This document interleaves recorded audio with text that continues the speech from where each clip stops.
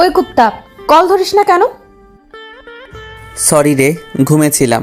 এবার বল, এত সকাল সকাল কল দিলি কেন? আজকে একটু তাড়াতাড়ি ক্যাম্পাসে আসিস, তোদের একটা গুড নিউজ দিব। কি গুড নিউজ? সেটা ক্যাম্পাসে এলে দেখতে পারবি। আর সানি আয়মানকেও বলে দিস তাড়াতাড়ি আসার জন্য, আমি ফারিয়াকে বলে দিছি। আচ্ছা ঠিক আছে, এখন ফোন রাখ, ফ্রেশ হব। ওকে। টুট টুট টুট, কলটা কেটে গেল। আমি উঠে ফ্রেশ হতে চলে গেলাম। চলেন, ফ্রেশ হতে হতে আপনাদের পরিচয়টা দিয়ে দেই। আমি জুয়েল, আপাতত স্টুডেন্ট লাইফে আছি। একটু আগে যে কল করেছিল সে আমার বেস্ট ফ্রেন্ড তন্নি। ফ্রেশ হওয়া শেষ, নাস্তা করে ক্যাম্পাসে চলে গেলাম। গিয়ে দেখি আমি ছাড়া সবাই বসে আছে। আমি যাওয়ার পরপরই তন্নি রাগী লোক নিয়ে আমাকে বলল, কি রে হারামি, তোকে আজকে একটু তাড়াতাড়ি আসতে বললাম আর তুই আজকে দেরি করে আসলি। সরি রে, রাস্তায় অনেক জ্যাম ছিল। তোর জন্য তো সব সময় জ্যাম থাকে, আমরা রাস্তা দিয়ে আসি না। এই হারামখোর, তুই চুপ থাক, সব সময় শুধু চামচামি করস। আচ্ছা বাদ দে না, এখন তোর নিয়ে কি বলবি তাড়াতাড়ি বল, আমরা ক্লাসে চলে যাব। আজকে কোনো ক্লাস হবে না, আজকে আমরা একটা পার্টি দিব। দেখ, এখন এগুলো করার সময় নেই, অন্যদিন করব। আগে বল তোর কি কথা আছে। দোস্ত, আমার বিয়ে ঠিক হয়ে গেছে। ছেলে অনেক বড় ব্যবসায়ী, কালকে আমাকে রিং পরিয়ে দিয়ে গেছে।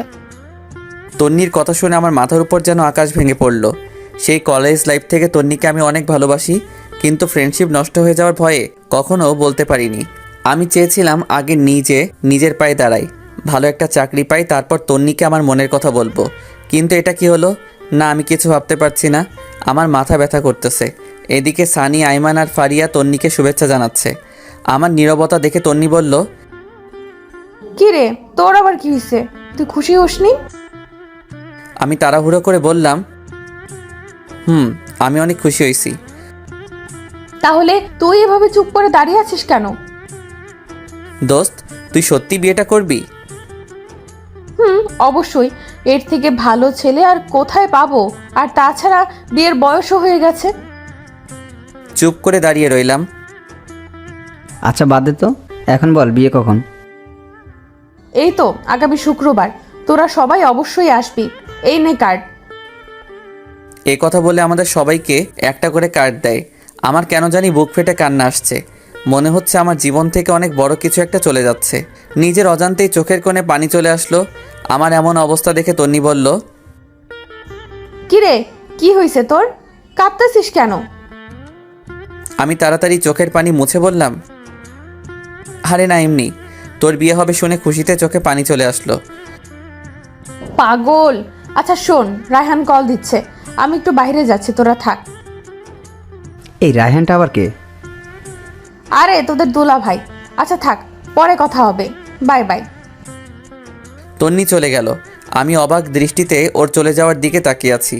আস্তে আস্তে চোখটা ঝাপসা হয়ে গেল, মনে হয় আবার পানি এসে জমা হয়ে গেছে। এমন সময় ফারিয়া বলল, আচ্ছা আমি ক্লাসে যাচ্ছি, তোরা কেউ যাবি? তুই যা, আমরা একটু পর আসছি। আচ্ছা ঠিক আছে। তারপর সানিয়া রাইমান আমার কাছে এসে বলে, কিরে, ঘটনা কি? কিসের ঘটনা? তোর চোখে পানি কেন? এমনি পানি চলে আসছে। তুই কি ভাবছিস আমরা কিছু বুঝি না? আমরা তোর বন্ধু না? এখনো সময় আছে, বলে দে তুই যে তন্নিকে ভালোবাসিস। কী সব বলছিস তোরা? দেখ, এখন নাটক করার সময় নেই। যদি সত্যিই ভালোবাসিস তাহলে তাকে বলে দে, কিছু হবে না, আমরা আসি। আমি আর কিছু না বলে সোজা ক্যাম্পাস থেকে বাসায় চলে আসলাম। সোজা রুমে গিয়ে শুয়ে পড়লাম। তন্নির কথা ভাবছি আর চোখ দিয়ে পানি পড়ছে। ওর কথা ভাবতে ভাবতে কখন যে ঘুমিয়ে পড়েছি মনে নেই। ঘুম থেকে উঠে দেখি সন্ধ্যা হয়ে গেছে। সে 11টার সময় ঘুমাইছি আর এখন সন্ধ্যা হয়ে গেছে। তন্নির কথা মাথা থেকে কিছুতেই যাচ্ছে না। এর মধ্যে আম্মু আমার রুমে আসে এবং বলে, কিরে, এই অবস্থা হয়েছে কেন তোর? কি হয়েছে আমার? চোখ মুখ লাল হয়ে আছে, দেখে মনে হচ্ছে তুই কান্না করেছিস। আরে পাগল নাকি, আমি কেন কান্না করব? অসময়ে ঘুমাইছি তাই হয়তো চোখ লাল হয়ে আছে। পানি দিলে ঠিক হয়ে যাবে। আচ্ছা ঠিক আছে, ফ্রেশ হয়ে আয়, আমি চা নিয়ে আসতেছি। এরপর ফ্রেশ হয়ে চা খেয়ে ছাদে চলে গেলাম। এক কোণে গিয়ে বসলাম আর 4টার দিকে তাকিয়ে আছি।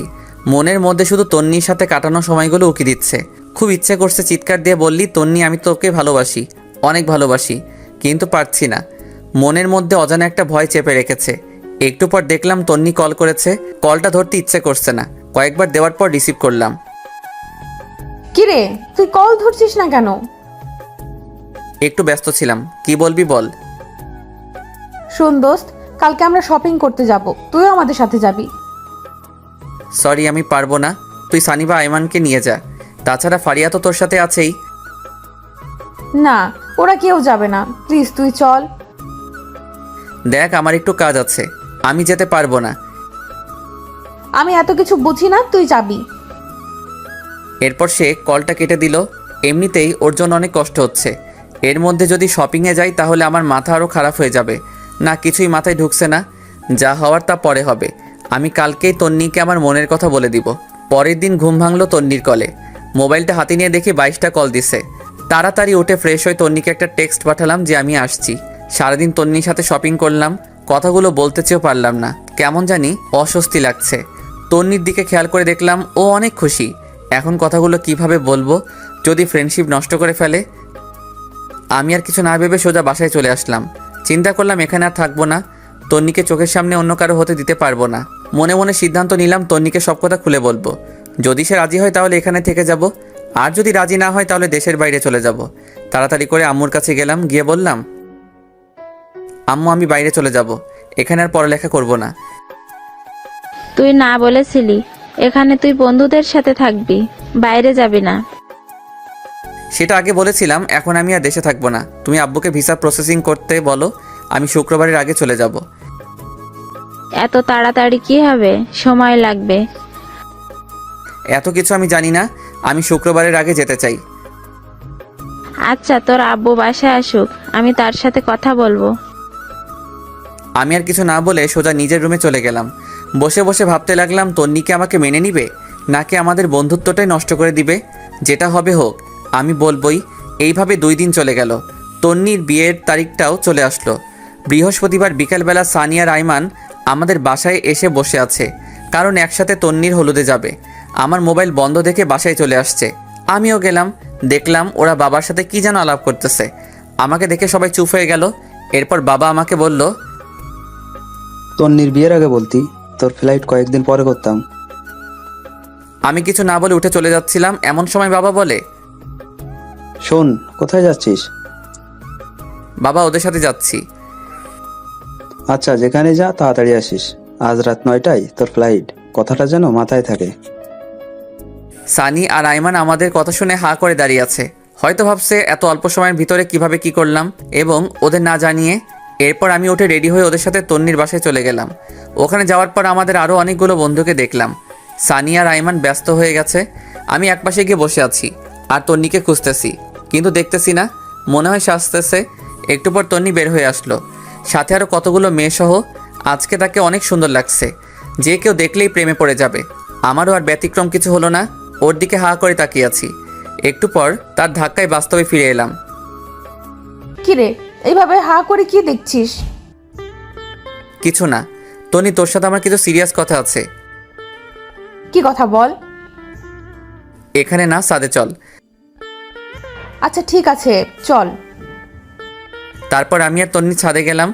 গিয়ে আমি চুপচাপ দাঁড়িয়ে রইলাম। আমার নীরবতা দেখে তন্নি বলল, কিরে চুপ কেন, কি বলবি তাড়াতাড়ি বল, আমার নিচে অনেক কাজ আছে। তন্নি তোকে আমি ভালোবাসি, সেই যেদিন তোকে প্রথম দেখেছিলাম সেদিন থেকে। তোর আমার ফ্রেন্ডশিপ নষ্ট হয়ে যাওয়ার ভয়ে আমি এতদিন কিছু বলিনি। দেখ এখন মজা করার সময় না, কি বলবি বল, আমি নিচে চলে যাচ্ছি। তন্নি বিশ্বাস কর, আমি সত্যি তোকে অনেক ভালোবাসি। দেখ ফাজলামি বন্ধ কর, নাটক দেখে দেখে তুইও নাটক শুরু করে দিয়েছিস। আমি সত্যি তোকে অনেক ভালোবাসি তন্নি, তোকে ছাড়া আমি আমার জীবন কল্পনা করতে পারি না রে। প্লিজ তুই বিয়েটা বন্ধ করে দে। দেখ তোর ড্রামা বন্ধ কর, কালকে আমার বিয়ে আর তুই বলছিস বিয়ে বন্ধ করতে? ছি, তুই এত নিচু আগে জানতাম না। তুই জাস্ট আমার ফ্রেন্ডের থেকে বেশি কিছু না। আমি তোকে অনেকবার বলতে চেয়েও পারিনি, আমি সত্যি বলছি, আমি তোকে অনেক ভালোবাসি। এই কথা বলে আমি তন্নির গালে একটা কিস বসিয়ে দেই, আর সে রাগীভাবে আমার দিকে তাকিয়ে অনেক জোরে একটা ঠাস দেয় এবং ঠাস ঠাস দু গালে চর বসিয়ে দেয় আর বলতে থাকে, ছি, আমার ভাবতেই অবাক লাগে তোর মতো ছেলের সাথে আমি ফ্রেন্ডশিপ করেছি, তাও আবার বেস্ট ফ্রেন্ড। কালকে আমার বিয়ে আর তুই আজকে এসেছিস আমাকে প্রপোজ করতে, তোর একটু লজ্জা শরম নেই? তুই আমার কথাটা শোন। তোর কোনো কথাই আমি শুনবো না, তুই এক্ষুনি আমাদের বাসা থেকে চলে যা, তোকে যেন আর কোনো দিন আমার সামনে না দেখি। তোর আর আমার ফ্রেন্ডশিপ এখানেই শেষ, আজ থেকে তুই আমার সাথে কোনো ধরনের যোগাযোগ করার চেষ্টা করবি না। তন্নি প্লিজ আমার কথাটা শোন। তোর সাথে আর কোনো কথা নাই, তুই এখান থেকে চলে যা, না হলে গলা ধাক্কা দিয়ে বের করে দিব। আমি আর কিছু না বলে চোখ মুছতে মুছতে সেখান থেকে বেরিয়ে গেলাম। এরপর বাসায় গিয়ে রেডি হয়ে বাবা আর আমি এয়ারপোর্টের উদ্দেশ্যে রওনা দিলাম। সানি, আইমান কাউকে কিছু জানালাম না। এরপর এয়ারপোর্ট থেকে বাবার কাছ থেকে বিদায় নিয়ে চলে গেলাম দেশ ছেড়ে। অনেক কষ্ট হচ্ছিল প্রিয় মানুষগুলোর জন্য, কিন্তু আমি এখানে থাকলে হয়তো আরও বেশি কষ্ট পাবো। যাওয়ার আগে নিজের ভার্চুয়াল জগতের সব কিছু ডিলিট করে দিলাম, একটা নাম্বারও ওপেন রাখলাম না। সেখানে গিয়ে বেশ কিছুদিন মন খারাপ করে বসেছিলাম। পরে নতুন বন্ধু, নতুন ক্যাম্পাস পেয়ে তন্নির কথা প্রায় ভুলেই গেলাম। আস্তে আস্তে ওখানকার পরিবেশের সাথে নিজেকে মানিয়ে নিলাম। দেখতে দেখতে 2 বছর চলে গেল। আমার পড়ালেখাও শেষ। চিন্তা করলাম এখানেই কোনো চাকরি করব, কিন্তু সেটা আর হলো না। আব্বু আম্মু কল দিয়ে কান্নাকাটি করতেছে। আব্বুকে অনেকবার বলছি আমি এখানে চাকরি করব, বাট আব্বু বলল নিজেদের ব্যবসা দেখাশোনা করার জন্য। সেদিন রাতে বসে বসে ল্যাপটপে কিছু কাজ করছি, এমন সময় বড় খালা আসলো। আমি বিদেশে বড় খালার কাছেই থাকি আর ওখান থেকে পড়াশোনা করি। আমার রুমে আমি খালাকে দেখে বললাম, খালামণি ঘুমাওনি এখনো? না রে বাবা, ঘুম আসছে না। তুই কি করতেছিস? কিছু না খালামণি, একটু কাজ করতেছি। কিছু বলবে? হুঁ বাবা, একটা কথা বলতাম, যদি তুই অনুমতি দিস। আরে কি আজব, আমার সাথে কথা বলার জন্য তোমার অনুমতি লাগবে নাকি? বলো কি বলবে। দেখ বাবা, আমার কোনো সন্তান নেই, তুই আমার নিজের সন্তানের মতোই। তুই যেদিন এখানে এসেছিলি আমি যে কি পরিমাণ খুশি হয়েছি তোকে বলে বোঝাতে পারবো না। আমি ভাবছি তোকে আমি সারা জীবন আমার কাছেই রেখে দেব, কিন্তু সেটা তো অসম্ভব। কেন অসম্ভব? আমি তোমাকে ছেড়ে কোথাও যাচ্ছি না। আর তোমার সন্তান নেই কে বলেছে? আমি তোমার সন্তান। কাল রাতে তোর আম্মু কল করেছিল। কি বলেছে? অনেক অসুস্থ, সারাদিন বাসায় থাকতে থাকতে ওর অনেক কষ্ট হয়। তোর বাবাও বাইরে বাইরে থাকে, তাই আমি বলছিলাম কি তুই দেশে ফিরে যা, তোর মায়ের কাছে থাক, আর একটা ভালো মেয়ে দেখে বিয়ে করে ফেল। তোর মা বাবাও অনেক খুশি হবে। খালামণি সব কিছু ঠিক আছে, বাট আমি দেশেও যাচ্ছি না, অ্যান্ড বিয়ে তো ইম্পসিবল। এরপর খালামণি আমার হাত ধরে বলল, প্লিজ বাবা, এমন করিস না। তোর মা বাবার কথা একবার চিন্তা কর। ওদের কি ইচ্ছা করে না ছেলের বউয়ের সাথে সময় কাটাতে, নাতিদের সাথে একটু খেলা করতে? প্লিজ বাবা, তুই দেশে ফিরে যা। প্রয়োজনে মাঝে মাঝে এখানে আসিস, কিছুদিন থাকবি, ঘুরবি, ভালো লাগবে। প্লিজ বাবা, না করিস না। আচ্ছা ঠিক আছে, দেখি। দেখ না, তুই কালকেই যাবি, এই নে টিকিট। এই কথা বলে আমার হাতে একটা টিকিট ধরিয়ে দিল। আমি অবাক হয়ে জিজ্ঞেস করলাম, খালামণি এটা কখন করলে? তোর এত কিছু জানার দরকার নেই। আর শোন, আমি কিছু জিনিস কিনে রেখেছি, এগুলো নিয়ে যাবি। এখন ঘুমা। পরের দিন সবকিছু ঠিকঠাক করে খালামণির কাছ থেকে বিদায় নিয়ে চলে আসলাম দেশে। বাবা মা আগে থেকেই এয়ারপোর্টে ছিল। আমাকে দেখে কান্না শুরু করে দিল। মায়ের দিকে তাকিয়ে আমি অবাক হয়ে গেলাম। অনেক অসুস্থ, ঠিকমতো দাঁড়াতেও পারছে না। বাবার অবস্থাও আগের মতো নেই। এরপর বাবা আর মায়ের সাথে বাসায় গিয়ে খাওয়া দাওয়া করে ঘুমিয়ে পড়লাম। আগের সিমটা আবার ওপেন করলাম। কল আর মেসেজ এসে পুরো সিম ফুল হয়ে আছে। একটা জিনিস দেখে খারাপ লাগলো, তনি একটাবার কল তো দূরের কথা, একটা মেসেজও দেয়নি। হয়তো অনেক সুখে আছে, অনেক ভালো আছে, তাই আমাকে আর প্রয়োজন মনে করেনি। চোখের কোণে পানি এসে জমা হয়ে গেল। আমি সানির নাম্বারটাতে কল দিলাম। কয়েকবার দেওয়ার পর কল ধরেই সানি বলতে শুরু করলো, কিরে তুই বাইসে আসিস? কেন, মরলে খুশি হতি নাকি? এই শালা কথা বলবি না তুই। তোর সাথে কোনো কথা নাই, আমি তোর কেউ না। প্লিজ ভাই রাগ করিস না, তোকে আমি সব কিছু বলবো। কিচ্ছু বলতে হবে না তোর, তুই তোর মতো থাক। আচ্ছা শোন, বিকেলে কফি শপে আয়, তোদের সাথে দেখা করব, আর কিছু কথা আছে। আইমান আর ফারিয়াকে একটু কষ্ট করে বলে দিস। আচ্ছা ঠিক আছে। এই কথা বলে কলটা কেটে দিলাম। বিকেলবেলা বের হয়ে কফি শপের দিকে রওনা দিলাম। রাস্তাঘাট সব কিছু কেমন যেন চেঞ্জ হয়ে গেছে। একটু পর কফি শপে গেলাম, গিয়ে দেখি সবাই বসে আছে। আজকেও আমার লেট হয়ে গেছে। আমাকে দেখেই ওরা দৌড় দিয়ে এসে জড়িয়ে ধরে ফেলে। এরপর তিনজনে মিলে 10 মিনিট কিল আর ঘুষি দেয়। এতদিনের জমানো সবগুলো একসাথে দিয়ে দেয়। ওদের সাথে কুশল বিনিময় করলাম। তারপর সানিকে বললাম, তো তোর আর কি অবস্থা, চাকরি বাকরি কিছু করিস নাকি? একটা প্রাইভেট কোম্পানিতে আমি আর ফারিয়া একসাথে জব করি। গুড। আইমান তুই কি করিস? কি আর করবো, বাবার সাথেই আছি ব্যবসা নিয়ে। তো তুই কি করবি, দেশে থাকবি নাকি আবার ওদা হয়ে যাবি? আরে না, তোদের ছেড়ে আর যাচ্ছি না। তো তোর বউ কোথায়? আরে আমি এখনো বিয়ে করিনি, তবে আব্বা ওনার বন্ধুর মেয়ের সাথে ঠিক করে রেখেছে। ওর পড়ালেখা শেষ হলে তারপর বিয়ে। আচ্ছা ভালো। তোদের দুজনের কি অবস্থা? দেখি দুজন দুজনের দিকে তাকিয়ে হাসতেছে। এরপর আইমান বলল, মামা ওরা নিজেরাই সারাই ফেলছে। কি তোরাও এই কাজ করলি? যাক খুশি হলাম। সারা জীবন একসাথে ছিলি, এখনো থাকবি, ভালো হইছে। তো তুই কবে করছিস? আমার মতো ছেলেকে কে মেয়ে দিবে বল? ধুর, ফাজলামি করিস না। এই তন্নি কেমন আছে রে? মনে হয় অনেক সুখে আছে, তাই না? এ কথা শোনার পর ওরা তিনজন একে অপরের দিকে তাকাতে লাগলো। এরপর আইমান বলল, আসলে তন্নির বিয়ে হয়নি। মানে মস্করা করছিস তাই না? দেখ, জোকস এখন ভালো লাগে না। না রে, আইমান ঠিক বলছে, ওর বিয়ে হয়নি। কি বলছিস তোরা? বিয়ে হয়নি কেন? তুই তো সেদিন চলে গিয়েছিলি, তাহলে তুই দেখতি কেন বিয়ে হয়নি। এত কথা না বলে বিয়ে কেন হয়নি সেটা বল। আসলে রায়হান ছেলেটা অন্য একটা মেয়ের সাথে রিলেশন ছিল। বিয়ের দিন সে ওই মেয়েকে নিয়ে পালিয়ে যায়। তারপর আর কি, ওরা বিয়েটা ভেঙে দেয়। তন্নির বাবা ওদের হাতে পায়ে ধরেছিল, কিন্তু কোনো লাভ হয়নি। পরে আমরা তোকে অনেক খুঁজেছিলাম, বাট তুইও চলে গেলি। তন্নির বাবা আমাকে অনেকবার বলেছে তন্নিকে বিয়ে করার জন্য, বাট আমি করিনি তোর কথা ভেবে। পরে তুই বুঝবি আমি আর তন্নি সিট করে বিয়ে করেছি। আরে ধুর, এসব কেন বলছিস? আমি কিছু বলতাম না, তুই বিয়েটা করে ফেলতি। না বন্ধু, সেটা হয় না। এরপর ফারিয়া বলল, সেই থেকে তন্নি পাথরের মতো হয়ে গেছে, ঠিক মতো খায় না, ক্যাম্পাসে যায় না, আমাদের সাথেও মেশে না, দরকার ছাড়া কোনো কথা বলে না, সারা দিন জানালার গ্রিল ধরে দাঁড়িয়ে থাকে। ওর আর বিয়ের জন্য প্রপোজাল আসেনি? আসছে, বাট সে করবে না। আমাদের বিয়ের সময় এসে গিফটটা দিয়েই চলে গেছে।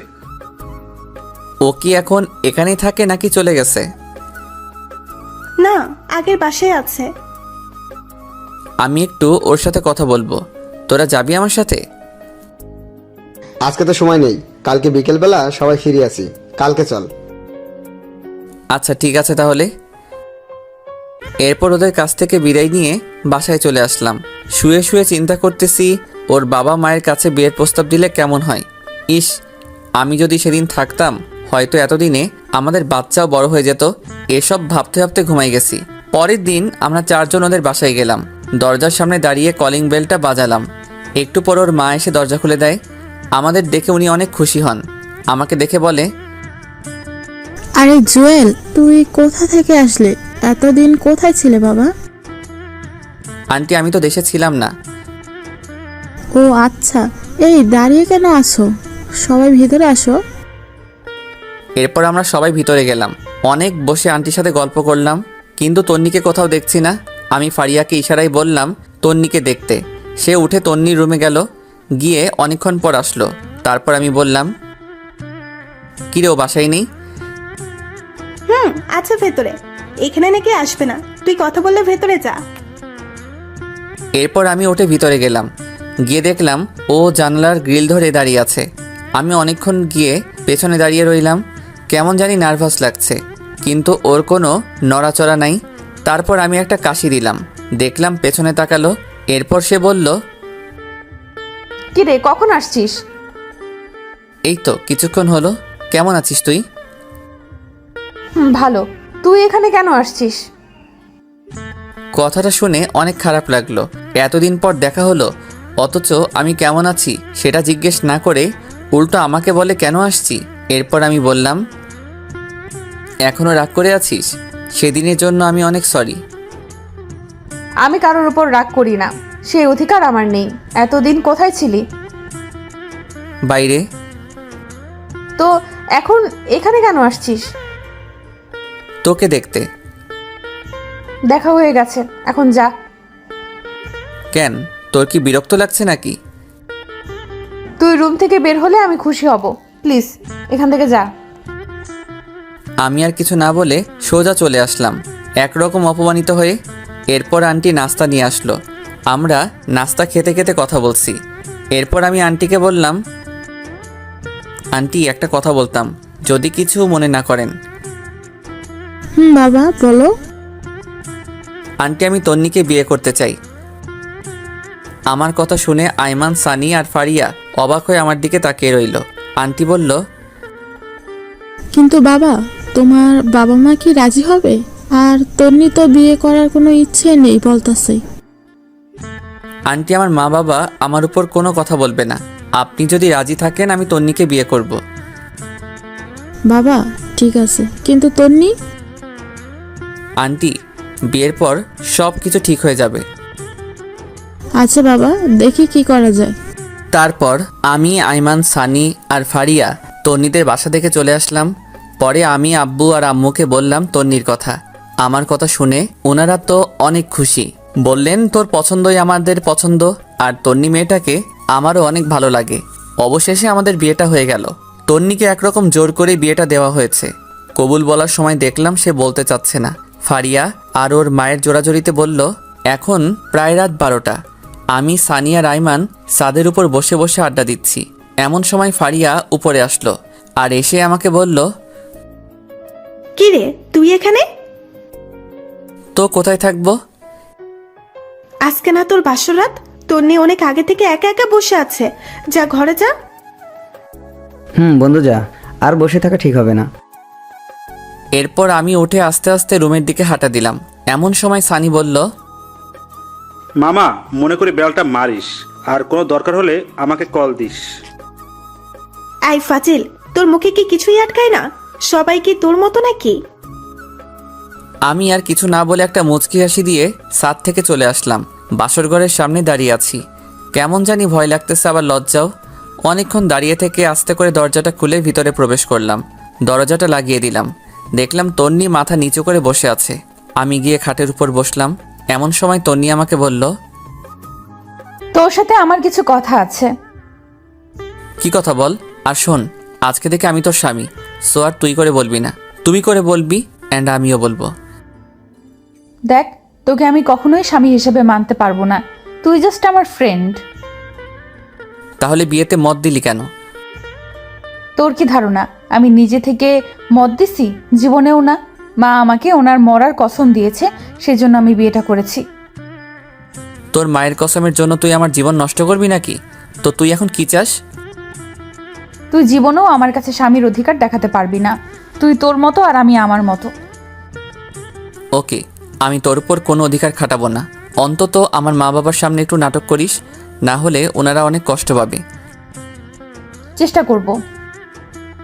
আমি আর কিছু না বলে খাটে ঘুমাতে যাব। এমন সময় তন্নি আবারও চিৎকার দিয়ে ওঠে আর আমাকে বলে, কি করছিস তুই? কি করলাম? ঘুমাতে যাচ্ছি। ঘুমাবি ভালো কথা, কিন্তু খাটে কেন? তাহলে কোথায় ঘুমাবো? যেখানে খুশি সেখানে ঘুমা, দরকার হলে সোফায় ঘুমা, বাট খাটে ঘুমাতে পারবি না। এটা আবার কেমন কথা? খাট থাকতে সোফায় কেন ঘুমাবো? কারণ তোর সাথে এক খাটে ঘুমানোর কোনো ইচ্ছাই আমার নেই, তো তুই খাটে ঘুমাবি না। আমি আর কিছু না বলে একটা বালিশ নিয়ে লাইট অফ করে সোফায় ঘুমিয়ে পড়লাম। তন্নিও খাটের উপর শুয়ে পড়ল। আমার কিছুতেই ঘুম আসছে না। পরে আমি উঠে বেলকনিতে চলে গেলাম। মনে মনে ভাবতে লাগলাম আমার মতো অবাগা হয়তো পৃথিবীতে আর দ্বিতীয়টা নেই। এই বাসর ঘর নিয়ে কত কিছু চিন্তা করে রাখছি, বাট কিছুই হলো না। মনে মনে ভাবলাম তন্নির সাথে ফ্রেন্ডশিপটা না হলেই ভালো হতো, সুন্দর একটা জীবন পেতাম। নিয়তি বারবার ওর কাছেই আমাকে নিয়ে আসে। এসব ভাবতে ভাবতে কখন যে চোখের কোণে পানি এসে জমা হয়েছে বুঝতেই পারিনি। এমন সময় খেয়াল করলাম রুম থেকে কান্নার আওয়াজ আসছে। আমি তাড়াতাড়ি রুমে ঢুকে লাইটটা অন করলাম। দেখলাম তন্নি ফুপিয়ে ফুপিয়ে কাঁদছে। লাইট অন করাতেই কান্না বন্ধ করে দিল। তারপর আমি বললাম, কি রে, তুই এখনো ঘুমাসনি? আর কান্না করতেছিস কেন? না এমনি। তুই কোথায় ছিলি? বারান্দায় ছিলাম। ঘুমিয়ে পড়, বেশি রাত জাগলে আবার শরীর খারাপ করবে। তুইও ঘুমিয়ে পড়। আমি আর কিছু না বলে লাইটটা অফ করে দিলাম। খেয়াল করে দেখলাম ওর মোবাইলে রায়হান ছেলেটার ছবি। এবার বুঝতে পারছি তন্নি কেন কান্না করছে। হয়তো ছেলেটাকে অনেক ভালোবেসে ফেলেছে। মনে মনে বললাম, বালিকা, তুমি আমাকে চেনো না, আমি কোন জলের মাছ। তোমাকে আমার প্রতি দুর্বল করে তারপর প্রত্যেকটা কথার প্রতিশোধ নিব। কোথাকার একটা ছেলের জন্য তুমি আমার ভালোবাসাকে 2 টাকার দামও দিচ্ছ না। এসব ভাবতে ভাবতে কখন যে ঘুমিয়ে গেছি মনে নেই। সকালবেলা একটা মিষ্টি কণ্ঠে ঘুম ভাঙলো। তাকিয়ে দেখি এটা তন্নি। এইমাত্র গোসল করে আসছে। ওর চেহারাটা অনেক মায়াবী লাগছে। আমি অনেকক্ষণ তাকিয়ে থাকার পর তন্নি বলল, ওই এইভাবে ছ্যাঁচড়াদের মতো তাকিয়ে না থেকে তাড়াতাড়ি উঠে ফ্রেশ হয়ে নে। আম্মা এসে কয়েকবার ডেকে গেছে নাস্তা করার জন্য। আমি কিছুই না বলে ওয়াশরুমে চলে গেলাম। ফ্রেশ হতে হতে ভাবলাম তন্নি মনে হয় জীবনেও আমাকে মেনে নিবে না। ফ্রেশ হয়ে রুমে আসতে দেখালাম তন্নি মন মরা হয়ে বসে আছে। আমাকে দেখেই নিচে চলে গেল। আমিও রেডি হয়ে নিচে গেলাম। গিয়ে দেখি আমি ছাড়া সবাই বসে আছে। সবাই একসাথে নাস্তা করলাম। এরপর বাবা বললেন, নাস্তা করে দেখতো আইমান আর সানি কোথায়? ওদেরকে বাবুর্চির কাছে পাঠাইছিলাম। বাবার কথা শুনে আমি হাসা শুরু করলাম। হায়রে, আমার বন্ধুগুলা বাবুর্চির কাজ করছে। তারপর বাবা বললেন, না হেসে বাইরে গিয়ে ওদের দেখ। আর শোন, কালকে তাড়াতাড়ি উঠিস, অফিসের কলিংদের সাথে পরিচয় হবি আর অফিস বুঝে নিবি। আমি আর যাব না। কিন্তু বাবা। কোনো কিন্তু না, যেটা বলছি সেটাই। তারপর নাস্তা করে সানি আইমানকে খুঁজতে লাগলাম। বেশ ভালোভাবেই বউ ভাতের অনুষ্ঠানটা শেষ হয়। এরপর রাতে যখন আবার ঘুমাতে যাই, গিয়ে দেখি তন্নি আগে থেকেই বিছানায় শুয়ে আছে। আমি কিছু না বলে ছাদে চলে গেলাম। সারা রাত ওখানে কাটিয়ে দিলাম। পরের দিন সকালবেলা নাস্তা করে বাবার সাথে অফিসে চলে গেলাম। বাবা সবার সাথে পরিচয় করিয়ে দিলেন এবং এটাও বললেন যে আজ থেকে আমি ওদের বস। সবাই আমাকে অভিনন্দন জানালো। সেদিন সবার সাথে পরিচিত হয়ে বাসায় চলে আসলাম। এইভাবে 1 সপ্তাহ চলে গেল। তন্নির সাথে আমার আর তেমন কথা হয় না, দরকার ছাড়া আর কোনো কথা নেই। সেদিন সকালে নাস্তা করে অফিসে এসে কিছু দরকারি কাজ সেরে নিলাম। তারপর চেয়ারটাতে গা এলিয়ে দিয়ে চোখটা বন্ধ করলাম। এমন সময় ইউসুফের কল। কিরে দোষ, কি অবস্থা? বিয়ে করে তো আমাদের ভুলে গেলি। আরে না, কি যে বলিস, তোদের কেন ভুলবো? দোষ, তোর বিয়েতে আসতে পারিনি, আম্মু অসুস্থ ছিল, কিছু মনে করিস না। আরে না, তো বল আন্টি কেমন আছে? আগের থেকে ভালো। তোর বাসা সবাই কেমন আছে? না রে দোস্ত, তেমন ভালো নাই। আম্মু আব্বু দুজনই অসুস্থ। এক কাজ কর, ওনাদেরকে নিয়ে দূরে কোথাও থেকে ঘুরে আয়। যদি পারিস দেশের বাইরে যা, ভালো লাগবে। ঠিক বলেছিস। আচ্ছা, দেখি কি করা যায়। এ কথা বলেই কলটা কেটে দিলাম। মনে মনে চিন্তা করলাম কোথাও থেকে ঘুরে আসলে মন্দ হয় না। এগুলো ভাবতে ভাবতে দেখি টিফিনের সময় হয়ে গেছে। আমি হালকা কিছু খেয়ে নিলাম। এরপর চিন্তা করলাম তন্নিকে একটা কল দেই, খেয়েছে কিনা জিজ্ঞেস করি। এরপর তন্নিকে কল দিলাম। কিছুক্ষণ রিং হওয়ার পর কলটা ধরলো। বিরক্ত নিয়ে বলল, কি ব্যাপার, তুই এ সময় কেন কল দিলি? না মানে খেয়েছিস কিনা জানার জন্য।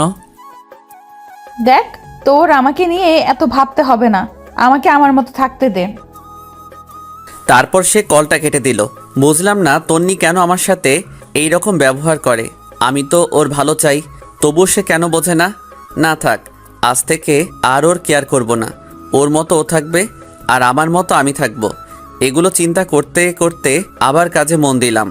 রাতে বাসায় গিয়ে দেখলাম বাবা বসে বসে খবর দেখছে আর মা রান্নাঘরে। আমি বাবার সামনে গিয়ে দাঁড়ালাম। আমার দাঁড়িয়ে থাকা দেখে বাবা বলল, কিরে, কিছু বলবি নাকি? জি বাবা, একটা কথা বলার ছিল, যদি কিছু মনে না করো তাহলে বলতাম।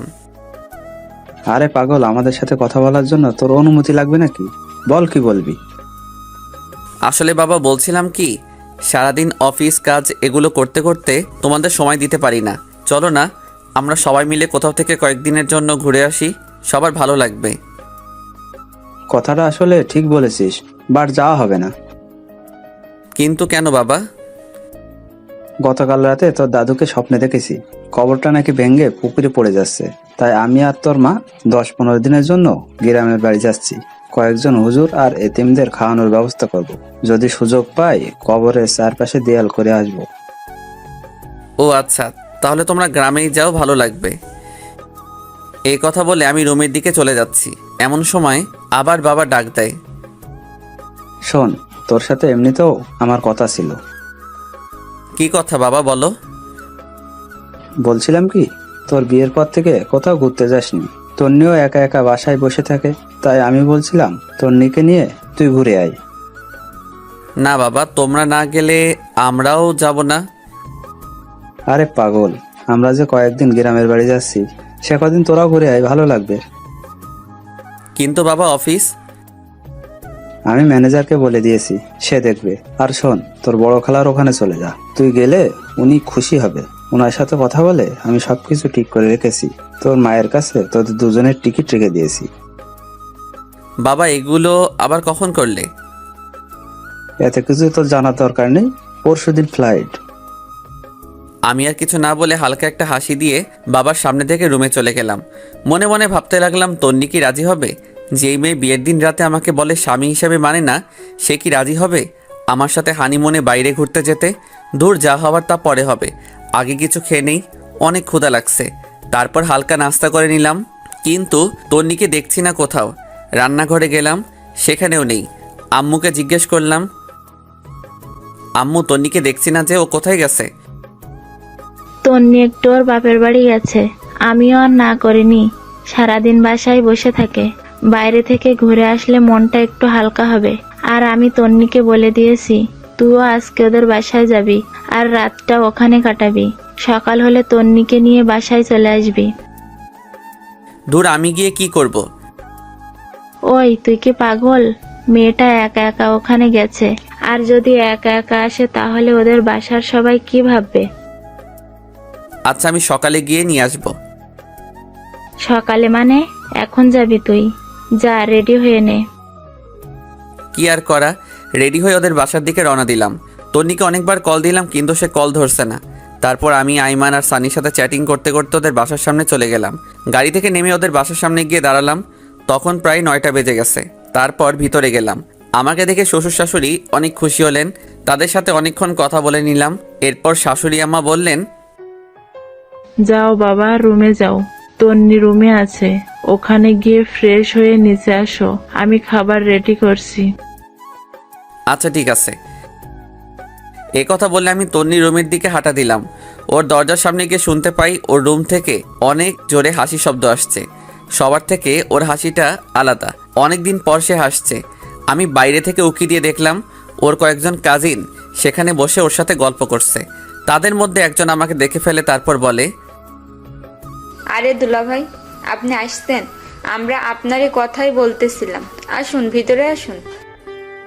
তারপর আমি ভিতরে গিয়ে অনেকক্ষণ ওদের সাথে গল্প করলাম। তারপর ওরা সবাই চলে গেল। তখন তন্নি আমাকে বলল, তুই এখানে কেন আসছিস? মানে কি? তোর বাসায় আসার জন্য মনে হয় আমার ঠেকা পড়ছে। আম্মুই আমাকে আসতে বলেছে। তন্নি মুখে একটা বিরক্ত নিয়ে কিছু একটা বলতে যাবে, এমন সময় শাশুড়ি এসে আমাদের ডেকে নিয়ে গেলেন খাবার জন্য। আমি আর কিছু না বলে সোজা খেতে চলে গেলাম। খাবারের টেবিলে বসে তো অবাক, এত খাবার! আসলে এই শ্বশুরবাড়ির রসের হালি, সবগুলো খাবারই আমার পছন্দের। এরপর খাওয়া দাওয়া সেরে আমি রুমে এসে বিছানায় শুয়ে পড়লাম। কিছুক্ষণ পর তন্নি রুমে আসলো আর এসে চেঁচামেচি শুরু করে দিল। কিরে, তুই বিছানায় শুয়েছিস কেন? তো কোথায় শুব? তোর রুমে তো সোফাও নেই। সোফা নেই তো কি হয়েছে? ফ্লোর আছে না, ফ্লোরে শুয়ে পড়। মানে ফ্লোরে শুয়ে পড়বো মানে? এত মানে টানে বুঝি না। আমি তোর সাথে এক বিছানায় ঘুমাতে পারবো না। কেন ঘুমাতে পারবি না? শোন, বিয়েটা যেভাবেই হোক, এখন আমি তোর স্বামী, আর তোর ভয়ের কিছু নেই। আমি তোকে কিছু করব না। সেটাও যদি না হয় তাহলে তুই নিজেই ফ্লোরে শুয়ে পড়। ফ্লোরে আমার ঘুম আসে না। আমার সম্ভব বিরক্ত লাগছে মেয়েটার কর্মকাণ্ড দেখে। ইচ্ছা করছে কানের নিচে 2টা দিয়ে দেই। এরপর সে আবার বলতে শুরু করলো, এই শোন, এটা আমার রুম, সো বিছানাটাও আমার বিছানায় আমি ঘুমাবো। তো কি হইছে? ভুলে গেছিস এতদিন আমার বিছানায় ছিলি আর আমি সোফায় ছিলাম? আমি নিজের ইচ্ছায় ঘুমাইনি, তুই তো বললি আমাকে বিছানায় ঘুমাতে। দূরে ফালতুর সাথে কথা বলে পারা যাবে না, তাই আমি নিজেই ফ্লোরে শুয়ে পড়লাম। শুয়ে শুয়ে ভাবতেছি তন্নি যদি কালকে আমাদের বাসায় যাওয়ার পর শুনে যে আমি হানিমুনের ব্যবস্থা করে আসছি তখন কি করবে। এগুলো ভাবতে ভাবতে দেখলাম ফকিরনি খুব আরাম করে ঘুমিয়ে আছে। মনে মনে বললাম, তন্নি তুই হয়তো জানিস না আমি কি জিনিস, তোরে আমি এমন সোজা করব যে তুই আমাকে ছাড়া কিছুই বুঝবি না। এসব ভাবতে ভাবতে কখন যে ঘুমিয়ে পড়েছি নিজেও জানি না। খুব সকালবেলা ঘুমটা ভেঙে গেল। ঘুম থেকে উঠতে যাব এমন সময় দেখি পুরো পিঠটা ব্যথা করতেছে। করারও কথা, সারা রাত ফ্লোরে ছিলাম তাই একটু বেশি ব্যথা করছে। খাটের দিকে তাকিয়ে তন্নি খুব আরামে ঘুমিয়ে আছে। ঘুমন্ত অবস্থায় ওকে একদম বাচ্চাদের মতো লাগছে, মুখটা অনেক মায়াবী লাগছে। আমি অনেকক্ষণ তাকিয়ে রইলাম। একটু পর দেখলাম ওর কতগুলো চুল উড়ে এসে মুখটা ঘুরে রাখছে। ইচ্ছে করছে চুলগুলোকে আলতো করে আবার পেছনে সরিয়ে দেই। বিয়ের পর থেকে এখনো পর্যন্ত তন্নিকে টাচও করিনি। এখন খুব ইচ্ছা করছে ওর মায়াবী মুখটা একটু হাত বুলিয়ে দিতে, কিন্তু যদি জেগে যায় তাহলে আমার 12টা বাজাবে। কিন্তু নিজের ইচ্ছাটাকে আর কন্ট্রোল করতে পারলাম না। ওর মুখের চুলগুলো আস্তে আস্তে সরাতে লাগলাম। হঠাৎ করেই তন্নির ঘুম ভেঙে যায় আর আমাকে ওর এত কাছে দেখে চিৎকার দিয়ে ওঠে এবং সাথে সাথে আমার মুখে ঠাস ঠাস 2টা চর বসিয়ে দেয়। তারপর রেগে চোখ মুখ লাল করে আমাকে বলতে লাগলো, ছি, তুই এত নোংরা! আমি তো তোকে ভালো মানুষ ভাবছিলাম, কিন্তু তুই যে এত নিম্নমানের আমি তো জানতাম না। তোর সাথে কথা বলতেই আমার রাগ হচ্ছে। তুই ভুল ভাবতেছিস, আমার কথা শোন।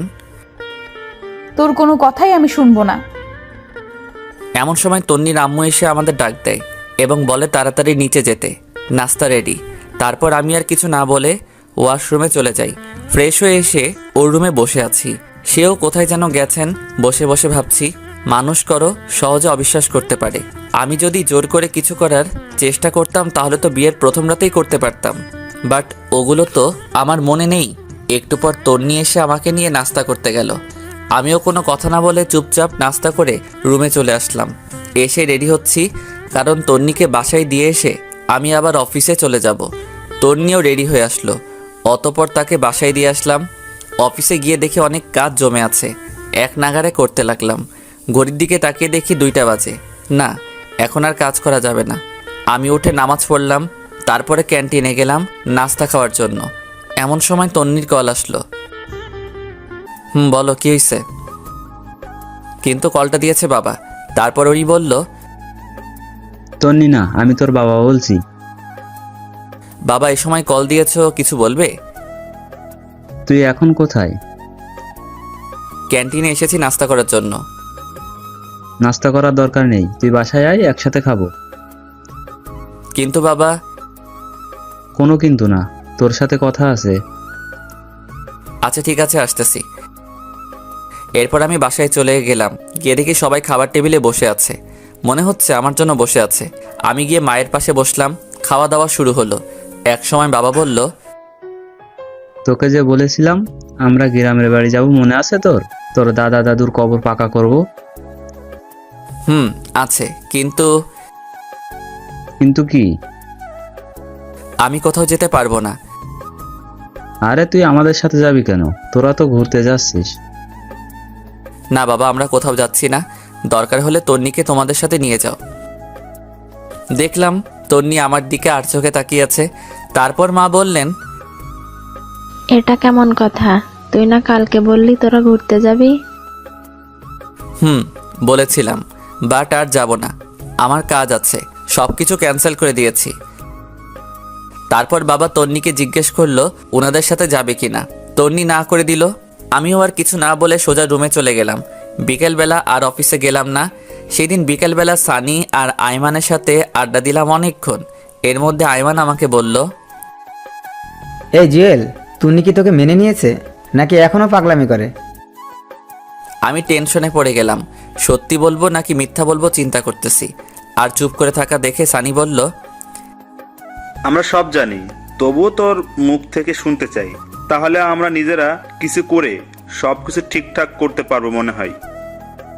সানি আর আইমানের কথা শুনে একটু শান্তি লাগলো। আসলেই বন্ধু ছাড়া কোনো কিছু হয় না। তারপর আমি পুরো ঘটনাগুলো ওদের দুজনকে বললাম। তারপর আমি সানিকে বললাম, এই সানি, ফারিয়াও তো আমাদের বন্ধু, বাট তুই যে ওকে বিয়ে করেছিস, সে কি তোর সাথে এমন করে? আরে না, ও আমার অনেক কেয়ার করে। আরে সানি তো বাসর রাতেই বিড়াল মেরে ফেলেছে। এ কথা বলে সবাই হাসাহাসি শুরু করলাম। একটু পর আইমান আমাকে বলল, জেল শোন, একটা বুদ্ধি দিই, আমার ধারণা 100% কাজে দিবে। আরে তাড়াতাড়ি বল। তুই আজ থেকে তন্নির কোনো কেয়ার করবি না, ওকে সব সময় এড়িয়ে যাবি, খারাপ ব্যবহার করবি, দেখবি সোজা হয়ে গেছে। আরে না, এটা কি করে হয়? আমি ওকে অনেক ভালোবাসি। আরে বেটা শোন, ভালোবাসি বলে লাভ হবে না, ওর মনেও ভালোবাসা আনতে হবে। তুই আজ থেকে ওকে এড়িয়ে যা, দেখবি ও ঠিক হয়ে যাবে। আচ্ছা দেখি কি করা যায়। এরপর আমি বাসায় চলে যাই। রুমে ঢোকার সাথে সাথে তন্নির প্রশ্ন করা শুরু হয়ে গেল। কোথায় ছিলি এতক্ষণ? অফিসে ছিলাম। অফিস কি 12টা পর্যন্ত হয় নাকি? সেটা তো না জানলেও চলবে। আর আমি কি করব না করব, কোথায় যাব নাকি যাব না, সেটা তোকে বলতে হবে নাকি? আমাকে বলতে হবে না, এত রাত পর্যন্ত জেগে থাকতে আমি পারবো না। তোকে জেগে থাকতে কেউ বলছে নাকি? তুই ঘুমা। তুই আমার সাথে এইভাবে কথা বলতেছিস কেন? কিভাবে বলছি? সারাদিন অফিস করছি, বিরক্ত লাগছে, যা। ও, এখন তো বিরক্ত লাগবে তাই না? চুপ করবি নাকি কানের নিচে 2টা দিব? কি, আমাকে মারবি? তোকে মারতে কি কারো পারমিশন লাগবে নাকি? চুপ কর, নইলে লাথি দিয়ে রুম থেকে বাহির করব। দেখলাম তন্নি চোখ মুখ লাল করে শুয়ে পড়ল। মনে মনে আইমানকে ধন্যবাদ দিলাম। আসলে আপনারা যেমনটা দেখছেন, বাস্তবে আমি তেমন নই। এই ব্যবহারের মাধ্যমে যদি তন্নি ভালো হয়, সেই জন্যই এমন করতেছি। আমিও আর কিছু না বলে লাইট অফ করে দিয়ে সোফায় শুয়ে পড়লাম। সকালে ঘুম থেকে উঠে দেখলাম তন্নি বিছানায় নেই। আমি ফ্রেশ হয়ে নিচে গেলাম। দেখলাম তন্নি আব্বু আম্মুর ব্যাগ আর জিনিসগুলো রেডি করে দিচ্ছে। আমি যাওয়ার পর সবাই নাস্তা করতে বসলাম। মা বললেন, শোন, একটা কথা বলতাম। বলো। আমরা যাওয়ার পর তন্নি একটু ওর বাপের বাড়ি যাবে, তুই একটু দিয়ে আসিস। আমার সময় নেই, যে যাওয়ার সে একাই যাবে। আর বাপের বাড়ি থেকে কালকেই তো আসলো। আমরা যাওয়ার পর বাসায় তো কেউ থাকবে না, তুই থাকবি অফিসে, তাই বলছিলাম। দেখো, এত কিছু আমি বুঝি না, ও গেলে একাই যাবে। আর কিছু না বলে নাস্তা করে উঠে গেলাম। তারপর বাবা মাকে আমি বাস স্টপে দিয়ে আসলাম। বাসায় এসে দেখি তন্নি নেই। কল দিলাম, ধরতেছে না। আমিও আর কল না দিয়ে রেডি হয়ে অফিসে চলে গেলাম। দুপুরবেলা ক্যান্টিনে খাবার খেতে গেলাম। বাবা মাকে কল দিয়ে জিজ্ঞেস করলাম কত দূর গেছে। অনেকক্ষণ কথাবার্তা বলে কল কেটে দিলাম। হঠাৎ করে তন্নির কথা মনে পড়ল। আমি এবার তন্নিকে কল না দিয়ে শাশুড়িকে কল দিলাম। হ্যালো, আসসালামু আলাইকুম। ওয়ালাইকুম সালাম। বাবা কেমন আছো? আছি ভালো। আপনারা সবাই কেমন আছেন? আছি, সবাই ভালো। খাওয়া দাওয়া করছেন? তন্নি খেয়েছে? এই তো আমরা করতেছি, তুমি করছো? জি, নাস্তা করতেছি।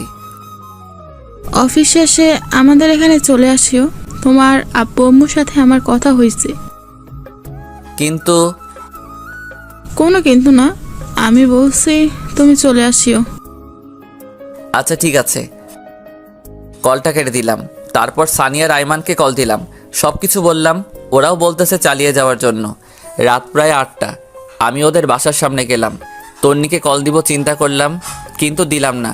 কলিং বেল দেওয়ার সাথে সাথে তন্নি এসে দরজা খুলে দিয়ে গেছে। মনে হয় আমার জন্যই ওয়েট করতেছিল। আমি শ্বশুর শাশুড়ির সাথে কথা বলে তন্নি রুমে গেলাম। আমার সাথে কোনো কথা বলতেছে না। আমি ওয়াশরুমে গিয়ে ফ্রেশ হয়ে আসলাম।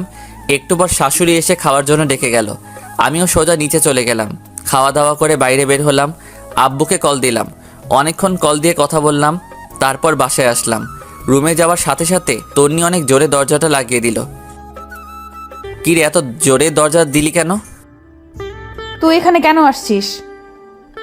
মানে কি? তোর মাই তো বলল। মা বললে আসতে হবে নাকি? দেখ, বেশি কথা বলবি না, তোরে দেখলেই আমার রাগ হয়। যা শুয়ে পড়। তুই আমার রুম থেকে বের হ। তুই কি আমাকে অপমান করছিস? ধরে নে তাই তুই আমার রুমে থাকতে পারবি না। ভুলে গেছিস সবসময় আমার রুমেই থাকিস অ্যান্ড আমার খাটে? তুই কি যাবি নাকি গলা ধাক্কা দিব? আমি আর কিছু না বলে বের হয়ে গেলাম। চিন্তা করলাম নিজের বাসায় চলে যাব, কিন্তু এত রাতে যাওয়া রিস্কি হয়ে যাবে। তাছাড়া শ্বশুর শাশুড়িও খারাপ মনে করবে। আর কিছু চিন্তা না করে সোজা নিচে চলে গেলাম। অনেকক্ষণ হাঁটাহাঁটি করলাম, সময় যাচ্ছে না কিছুতেই। তারপর গিয়ে গেস্ট রুমের সোফায় গিয়ে শুয়ে পড়লাম। সকালবেলা শাশুড়ির ডাকে ঘুম ভাঙলো। আমাকে সোফায় দেখে উনি বলল, কি বাবা, তুমি সোফায় কেন ঘুমিয়েছো? রুমে যাওনি? আমি কিছু বলতে যাব এমন সময় তন্নি কোথা থেকে তার আম্মুকে বলে, আম্মু তোমার জামাই কি করেছে জানো? কি করেছে? কাল রাতে আমাকে গান শোনানোর জন্য বলেছিলাম, সে শোনায়নি, তাই শাস্তি দিয়েছি যে আমার সাথে আজকে ঘুমাতে পারবে না। আমি তো পুরো টাসকে খেয়ে বসে আছি। ফকিন্নি কত বড় মিথ্যা কথা বলল। বাহ, কি সুন্দর নিজেকে বাঁচিয়ে নিল। তারপর শাশুড়ি আমাকে বলল, বাবা, আমার মেয়েটা গান পছন্দ করে, তুমি মাঝে মাঝে একটু গান শোনায়ও। আর তুইও, সামান্য একটা গানের জন্য বুঝি কেউ রুমে থাকতে দেয় না? আমি দুঃখ ভারাক্রান্ত একটা হাসি দিয়ে ওয়াশরুমে গিয়ে ফ্রেশ হয়ে নাস্তা করে অফিসে চলে গেলাম। একটু পর আমাদের অফিসের একটা কলিগ আমার রুমের সামনে আসলো। হ্যালো স্যার, আসতে পারি? আরে আদিবা, আসো আসো। Thanks sir. কিছু বলবে? বলছিলাম কি স্যার, আগামী সপ্তাহে আমি একটু বাড়ি যাব, আমার চাচাতো ভাইয়ের বিয়ে। ও আচ্ছা, ছুটি লাগবে এই তো? জি স্যার। কতদিন লাগবে? স্যার 7 দিন হলে ভালো হতো। আচ্ছা ঠিক আছে, যাও দিলাম, ভালোভাবে যাবে। ধন্যবাদ স্যার। এরপরও দেখলাম আদিবা কিছু বলবে, কিন্তু বলছে না, শুধু ছটফট করছে। তাকে আমি বললাম, কি কিছু বলবে নাকি? আসলে স্যার একটা কথা বলার ছিল। সমস্যা নাই, বলো। স্যার এখানে তো আমার কেউ নেই, আপনাকে বড় ভাইয়ার মতো দেখি, যদি ভাই হিসেবে আমার একটু উপকার করতেন খুশি হতাম। আরে পাগল নাকি তুমি? কোনো সমস্যা নাই, তুমি নির্ভয় বলো। স্যার অনেক দিন পর বাড়ি যাচ্ছি তো, আব্বু আম্মুর জন্য কিছু শপিং করব আর কিছু জিনিস নেব। আপনি যদি বিকেলবেলা আমার সাথে একটু শপিংয়ে যেতেন অনেক উপকার হতো স্যার। আচ্ছা ঠিক আছে, যাব। ধন্যবাদ স্যার। কথা বলে আদিবা তার ডেস্কে চলে গেল। বিকেলবেলা আদিবার সাথে শপিং মলে গেলাম, অনেক কিছু নিলাম, ওর বাবার জন্য, ওর মায়ের জন্য। অনেক কেনাকাটা করার পর আদিবা একটা কসমেটিক্সের দোকানে গেল। আমিও ওর পিছে পিছে গেলাম। আদিবার ব্যাগগুলো আমার কাছে ছিল। কসমেটিক্সের দোকানে যাওয়ার পর আমি আর আদিবা পাশাপাশি দাঁড়িয়েছিলাম। সেখানে গিয়ে বিশাল আকারে একটা শখ খেলাম। দেখলাম তন্নিও সেখানে তার বান্ধবীদের সাথে কি যেন কিনতেছে। আমাকে আদিবার সাথে দেখে আমার সামনে এসে বলে, মেয়েটা কে? ও আমার। পুরোটা বলার আগেই আমার গালে ঠাস করে একটা চর বসিয়ে চোখ মুখ লাল করে কাঁদতে কাঁদতে দোকান থেকে বের হয়ে গেল। তন্নি কয়েকটা বান্ধবী এসে আমাকে বলল, ছি ভাইয়া, বাসায় বউ রেখে বাইরে মেয়ে নিয়ে ঘুরেন, আপনার লজ্জা করে না? তারপর সবাই দোকান থেকে বের হয়ে গেল। লজ্জায় আমার পুরো মুখ লাল হয়ে গেল। খারাপটাই সবাই দেখলো, আসল কাহিনীটা কারো চোখে পড়ল না। তারপর আমি আর আদিবাও বের হয়ে গেলাম। আদিবা আমাকে বলল, সরি স্যার, আমার জন্য আজকে আপনাকে অপমানিত হতে হয়েছে। আরে ধুর, এগুলো কিচ্ছু না। তোমার কি দোষ? কেউ তো আসল কথা জানে না, সেই জন্য রিয়াক্ট করতেছে। ম্যাডাম কিন্তু অনেক রাগ করেছে। এটা কোনো সমস্যা না, সব ঠিক হয়ে যাবে। স্যার একটা কথা বলতাম। বলো। ম্যাডামের নাম্বারটা আমাকে দেবেন, আমি সব বুঝিয়ে বলবো। আরে তুমি কল দিলে সে আরো বেশি রিয়াক্ট করবে, উল্টো তোমাকে অপমান করবে। সমস্যা নেই স্যার, আপনি নাম্বারটা আমাকে দিন, আর এটা ধরুন। কি এটাতে? স্যার আপনাদের বিয়েতে তো যেতে পারিনি, তাই ম্যাডামের জন্য আমার পক্ষ থেকে একটা গিফট। তুমি আবার এটা কখন কিনলে? সেটা আপনার না জানলেও চলবে, আপনি এটা নেন আর নাম্বারটা দিন। ধন্যবাদ, এই নাও নাম্বার। তারপর আমি নাম্বারটা দিয়ে দিলাম। গিফটটা নিয়ে আদিবাকে একটা রিকশায় উঠিয়ে দিয়ে আমি বাসায় চলে আসলাম। এসে গিফটটা খুলে দেখলাম একটা নীল শাড়ি, অনেক সুন্দর, তন্নিকে অসাধারণ লাগবে। এরপর আমার মাথায় একটা বুদ্ধি আসলো, ফারিয়াকে কল দিয়ে সব কিছু বলে দেই। কারণ তন্নি আজকের বিষয়টা ফারিয়ার সাথে শেয়ার করবে। আমি ফারিয়াকে কল দিয়ে সব কিছু বলে দিছি এবং এটাও বলে দিয়েছি যে এমনভাবে কথা বলবে যেন তন্নির প্রচুর রাগ হয়। বাসায় একা একা ভালো লাগছে না, আব্বু আম্মুও নাই, তন্নিও নাই। আমি তন্নিকে কল দিলাম, বাট নাম্বার বন্ধ। এরপর তন্নির আম্মুর কাছে কল দিলাম। হ্যালো, আসসালামু আলাইকুম। ওয়ালাইকুম সালাম। কেমন আছো বাবা? জি ভালো, আপনি? আছি মোটামুটি। তন্নি কোথায়? ওর নাম্বার বন্ধ কেন? কি জানি বাবা, বিকেলে কোথা থেকে কাঁদতে কাঁদতে এসে রুমের দরজা বন্ধ করে দিয়েছে। অনেকবার ডেকেছি, দরজা খুলছে না, কিছু খাচ্ছেও না। তোমার সাথে কি কিছু হয়েছে? না, আমার সাথে কিছু হয়নি। তো বাবা আজকে আমাদের বাসায় আসবে না? না, আজকে আসবো না। কেন বাবা? বাসায় তো কেউ নেই, এখানে তন্নিও একা, চলে আসো। না, একটু কাজ আছে। আচ্ছা ঠিক আছে, ভালো থাকবেন, পরে কথা হবে। এই কথা বলে আমি কলটা কেটে দিলাম। মনে মনে চিন্তা করলাম তন্নিও হয়তো আমাকে ভালোবেসে ফেলেছে, না হলে এত রিয়াক্ট করতো না। আয়মানের বুদ্ধিটা অনেক কাজে লাগছে। এইভাবে কয়েকটা দিন চলে গেল, আমি তন্নিদের বাসায় যাই না। মাঝে মাঝে ওর মায়ের সাথে একটু একটু কথা হয়। প্রায় 10 দিন পর ওর মা আমাকে কল দেয়, তখন আমি অফিসে ছিলাম। হ্যালো, আসসালামু আলাইকুম। ওয়ালাইকুম আসসালাম। বাবা কেমন আছো? ভালো, আপনারা? আছি, সবাই ভালো। বাবা তুমি একটু আজকে আমাদের বাসায় আসতে পারবে? আসলে আমার তো একটু কাজ ছিল। কেন, কোনো সমস্যা হয়েছে নাকি? আসলে হয়েছে কি, আমার বড় বোন নাকি অনেক অসুস্থ।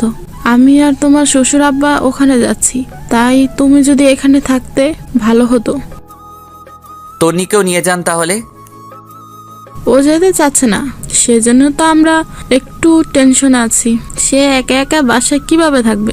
যদি তুমি একটু আসতে ভালো হতো। আচ্ছা ঠিক আছে, আপনারা যান, আমি সন্ধ্যার সময় আসব। এই কথা বলে কলটা কেটে দিলাম। কেমন জানি খুব খারাপ লাগছে আজকে। অনেকদিন পর ওর সাথে দেখা করতে যাচ্ছি। রাত প্রায় 8টার সময় ওদের বাসায় গেলাম। কলিং বেল বাজানোর সাথে সাথেই দরজা খুলে দিল। মনে হয় আমার জন্যই অপেক্ষা করছিল। ভিতরে গেলাম, দেখলাম চোখ মুখ লাল করে বসে আছে, দেখতে বাচ্চাদের মতো লাগছে। তারপর আমি বললাম, কেমন আছিস? তুই এখানে কেন আসছিস? আম্মা বলেছে তাই। লজ্জা করে না অন্য মেয়েদের সাথে ঘুরে এখন এখানে আসতে? সেটা আমার ব্যাপার, আমি তো তোর কেউ না। আমাকে নিয়ে তোর এত মাথা ব্যথা কেন? তোর মতো ফালতুকে বিয়ে করাই আমার ভুল হয়েছে। আগে জানলে জীবনও কবুল বলতাম না। আমার মাথা গরম করবি না। কি করবি তুই? রাগে আমার পুরো শরীরের লোম দাঁড়িয়ে গেছে। আমি কোনো কথা না বলে ব্যাগটা রেখে ওয়াশরুমে চলে গেলাম। ফ্রেশ হয়ে এসে দেখি তন্নি নেই, মনে হয় ঘুমিয়ে গেছে। আমি আর ওর রুমে গেলাম না, সামনে গেস্ট রুমের সোফায় শুয়ে রইলাম, কিন্তু ঘুম আসছে না। একটু পর আস্তে আস্তে উঠে তন্নির রুমের দিকে গেলাম, দেখলাম ও ঘুমিয়ে আছে। অনেকক্ষণ আমি বাইরে থেকে দাঁড়িয়ে দাঁড়িয়ে ওকে দেখলাম। হঠাৎ করে খেয়াল করলাম ওর পুরো শরীর কাঁপতেছে। আমি তাড়াতাড়ি রুমে গেলাম, কপালে হাত দিয়ে দেখি জ্বরে পুরো শরীর পুড়ে যাচ্ছে। আমি তো টেনশনে পড়ে গেলাম, কি করব বুঝতে পারতেছি না। পরে কিচেন রুম থেকে একটা বাটি নিয়ে এসে ওর মাথায় জলপট্টি দিলাম অনেকক্ষণ, কিন্তু কিছুতেই কমছে না। পরে একটা বালতিতে পানি নিয়ে এসে ওর মাথায় দিলাম। প্রায় 2 ঘন্টার মতো পানি দেওয়ার পর জ্বর কিছুটা কমলো। পরে দেখলাম পানি দিতে দিতে ওর শরীরও ভিজিয়ে দিলাম। এখন কাপড়টা চেঞ্জ করতে হবে, বাট কিভাবে করব বুঝতে পারতেছি না। সে যদি দেখে আমি ওর কাপড় চেঞ্জ করছি তাহলে আমার অবস্থা শেষ। সকালবেলা আমি নাস্তা নিয়ে ওর রুমে গেলাম, দেখলাম সে মাত্র ঘুম থেকে উঠছে। আমার হাতে নাস্তা দেখে চমকে উঠল। তারপর নিজের দিকে তাকিয়ে দেখে যে ওর গায়ে যে জামাটা ছিল সেটা আর নেই। তারপর আমার রাগে চোখ মুখ লাল করে উঠে এসে আমার কলার ধরে বলল, ওই কুত্তা, আমার কাপড়ের এই অবস্থা করেছে কে? আসলে কালকে রাতে, পুরোটা বলার আগে ঠাস ঠাস 2টা চর বসিয়ে দেয়। তারপর বলে, তুই এত খারাপ আমি ভাবতেও পারিনি। আমাকে ঘুমের মধ্যে পেয়ে তুই, ছি, আমার ভাবতেই ঘৃণা লাগে। তোকে আমি আস্তে আস্তে বিশ্বাস করতে লাগলাম, কিন্তু তুই এত খারাপ আমি জীবনেও ভাবিনি। যা, বেরিয়ে যা এখান থেকে। প্লিজ আমার কথাটা শোনো। তুই যাবি নাকি আবার চর খাবি? আমি আর কিছু না বলে নাস্তার প্লেটটা রেখে চলে আসতে যাব, এমন সময় দেখি দরজার সামনে নীলা দাঁড়িয়ে আছে। মনে হয় আমাকে চর মারার দৃশ্যটা দেখে ফেলেছে। লজ্জায় পুরো লাল হয়ে গেলাম। কিছু না বলে সোজা রুমের বাইরে চলে আসলাম। এরপর নীলা ভিতরে গেল, যাওয়ার পর বলল, তুই ওনাকে চর মেরেছিস কেন? ভালো করেছি। ও আমার কাপড় চেঞ্জ করেছে কেন? সে করেনি, আমি করছি। মানে? তুই জানিস কালকে রাতে তোর অনেক জ্বর আসছিল, উনি তোর মাথায় জলপট্টি দিয়েছে। জ্বর না কমার কারণে সারা রাত তোর মাথায় পানি দেয়, পানিগুলো তোর শরীরে গিয়ে পুরো শরীর ভিজে যায়, ঠান্ডা লেগে যাবে, সেজন্য সকাল সকাল আমাকে কল দিয়ে আনে, আর আমি তোর কাপড় চেঞ্জ করি। আর তুই কিনা না জেনে ওনাকে জ্বর দিলি। তোর ভাগ্য অনেক ভালো যে ওনার মতো স্বামী পেয়েছিস। এই কথাগুলো বলে নীলা বাইরে চলে আসে। আমি তন্নির মাকে কল করে ওর অসুস্থতার কথা জানালাম। তারপর কিছু না বলে সোজা অফিসে চলে গেলাম। এরপর থেকে তন্নিকে আর কোনো কল দেই না, ওর আম্মুকেও দেই। মাঝে মাঝে ওর আম্মু কল দিলে খবর নেয়, জাস্ট এতটুকুই। কয়েকদিন পর বাবা মা চলে আসে, এসে আমাকে বলে, কিরে বৌমা কই? ওর বাপের বাড়ি। তা তুই কি এতদিন ওখানে ছিলি? না, মাঝে মাঝে যেতাম। চুপ করে বেয়াদব, তুই কি ভাবছিস আমি কোনো খোঁজ খবর রাখি না? ঘরে বউ রেখে অন্য মেয়ে নিয়ে ঘুরতে তোর লজ্জা করে না? বৌমা আমাকে সবকিছু জানিয়েছে। বাহ, ফকির নিজের দোষ না স্বীকার করে আমাকে ফাঁসিয়ে দিল। জানি বাবা, এখন সত্য কথা বললে বিশ্বাস করবে না, তাই বলেও কোনো লাভ নেই। এরপর বাবা বললেন, এখন ওদের বাসায় যা, আর তন্নিকে তোর সাথে করে নিয়ে আসবি। কিন্তু বাবা এখন তো কোনো কিন্তু নয়, যেটা বলছি সেটা। এখন তো রাত হয়ে গেছে, এখন কিভাবে আনবো? কালকে সকালে নিয়ে আসলে হবে না? গর্ধব, এখন আনতে কে বলেছে? এখন তুই যাবি, রাত থেকে কাল সকালে চলে আসবি। আমি কিছু বলতে যাব, এমন সময় বাবার দিকে খেয়াল করে দেখলাম রেগে আছে। আমি আর কিছু না বলে রেডি হয়ে ওদের বাসার উদ্দেশ্যে রওনা দিলাম। রাত প্রায় 9:30। আমি তন্নিদের বাসার সামনে দাঁড়িয়ে আছি। কলিং বেল দেওয়ার সাথে সাথে দেখলাম তন্নির মা এসে দরজা খুলে দিল। তারপর বলল, বাবা আসছো? পথে কোনো সমস্যা হয়নি তো? না, কোনো সমস্যা হয়নি। আচ্ছা বসো, খাওয়া দাওয়া করে নাও। তন্নিও বসে আছে, বাট আমি কিছু বলছি না দেখে সেও বলছে না। খাওয়া দাওয়া শেষ করে রুমে গেলাম, গিয়ে একটা চেয়ারের উপর বসে আছি। একটু পর তন্নি এসে দরজা লাগিয়ে দিল। আমাকে বলল, সরি। সরি কেন? সেদিন রাতের ঘটনার জন্য। আমি ভাবছি তুই আমার সাথে। থাক, বলতে হবে না, আমার কপালে ওগুলোই ছিল। তুই ঘুমা, সকালে তাড়াতাড়ি যেতে হবে। তুই কোথায় ঘুমাবি? আমাকে নিয়ে তোর চিন্তা করতে হবে না, তুই ঘুমা। খাটে ঘুমা, আমি নিচে ঘুমাবো। কেন, তোর চর খাওয়ার জন্য নাকি তোর কাছে অপমানিত হওয়ার জন্য? সে আর কিছু না বলে ঘুমিয়ে পড়ল। আমি একটা বালিশ নিয়ে নিচে শুয়ে পড়লাম। সকালবেলা ঘুম থেকে ছাদে গেলাম। তন্নিও আমার পেছনে পেছনে গেল। দেখে মনে হচ্ছে কিছু একটা বলবে, বাট বলতে পারতেছে না। এরপর আমি বললাম, কিছু বলবি? তুই কি সত্যি আমাকে ভালোবাসিস? পাগল নাকি? তোরে কেন আমি ভালোবাসবো? মিথ্যা বললাম, দেখি ও কি রিয়াক্ট করে। তাহলে এতদিন যে বললি তুই আমাকে ভালোবাসিস? মিথ্যা বলেছি, তোর সাথে থাকার বা কথা বলার কোনো ইচ্ছাই আমার নেই। তাহলে আমাকে নিতে আসলি কেন? আব্বু আম্মু বলেছে তাই, না হলে জীবনেও আসতাম না। বাহ, ভালো তো, নতুন কাউকে পেয়ে গেছিস। এখন তো আর আমার দরকার নেই। তোর দরকার কখনো ছিল না, থাকবেও না। আদিবার সাথে আমি খুব ভালোই আছি। রাগানোর জন্য বললাম। তনি আর কিছু না বলে চোখ মুখ লাল করে কান্না করতে করতে নিচে চলে যায়। মনে মনে বন্ধু আইমানকে ধন্যবাদ দিতে লাগলাম, ওর বুদ্ধিটা কাজে লেগেছে। এইরকম জানলে আরও আগে থেকে ইগনোর করতাম। যাই হোক, একটু পর আমিও নিচে গেলাম। গিয়ে দেখি তন্নি চুপ করে বসে আছে। আমি বললাম, রেডি হয়ে নে, বাসায় যেতে হবে। আমি যাব না, তুই যা। তোর ন্যাকামি দেখার টাইম নাই আমার। আদিবা বসে আছে, তাড়াতাড়ি রেডি হয়ে নে। বললাম তো আমি যাব না। ওকে, একটু পর নিজেই যাবি? তুই এখান থেকে যা, তোকে যেন না দেখি। চলে তো যাবই, এখানে তো থাকতে আসিনি। তুই আর এক সেকেন্ডও এখানে থাকতে পারবি না, এখনই বের হয়ে যা। আমিও আর কিছু না বলে নাস্তা না করে ওর বাবা মা কাউকে না জানিয়ে সোজা অফিসে চলে গেলাম। বাসায় গেলে বাবা চিল্লাচিল্লি করবে। কাজ করতেছে এমন সময় আদিবা আসলো। আসতে পারি স্যার? আরে আদিবা, আসো, বসো। ধন্যবাদ স্যার। আপনার কি মন খারাপ? আরে না, এমনি ভালো লাগছে না। আমি জানি স্যার, ম্যাম আপনাকে কিছু বলেছে হয়তো। আসলে স্যার, সেদিন যদি জানতাম ম্যামও মার্কেটে যাবে তাহলে আপনাকে যেতে বলতাম না। আরে ধুর, এটা কোনো ব্যাপার না। এমন সময় বাবা কল দিল। আদিবা উঠে চলে গেল। এই কই তুই? আমি তো অফিসে। তোকে না বললাম বৌমাকে নিয়ে বাসায় আসতে? ও আসবে না বলেছে, সেই জন্যই তো আমি অফিসে চলে আসছি। চুপ কর বেয়াদব। ও আসবে না বলেছে নাকি তুই নিয়ে আসিসনি? মানে আমি কেন নিয়ে আসবো না? চুপ হারামজাদা, তোর নিয়ে আমাকে সবকিছু বলেছে। তোর লজ্জা করে না ঘরে বউ রেখে অন্য মেয়েকে নিয়ে ঘুরতে? আরে তুমি এসব কি বলো? সবগুলা মিথ্যা কথা।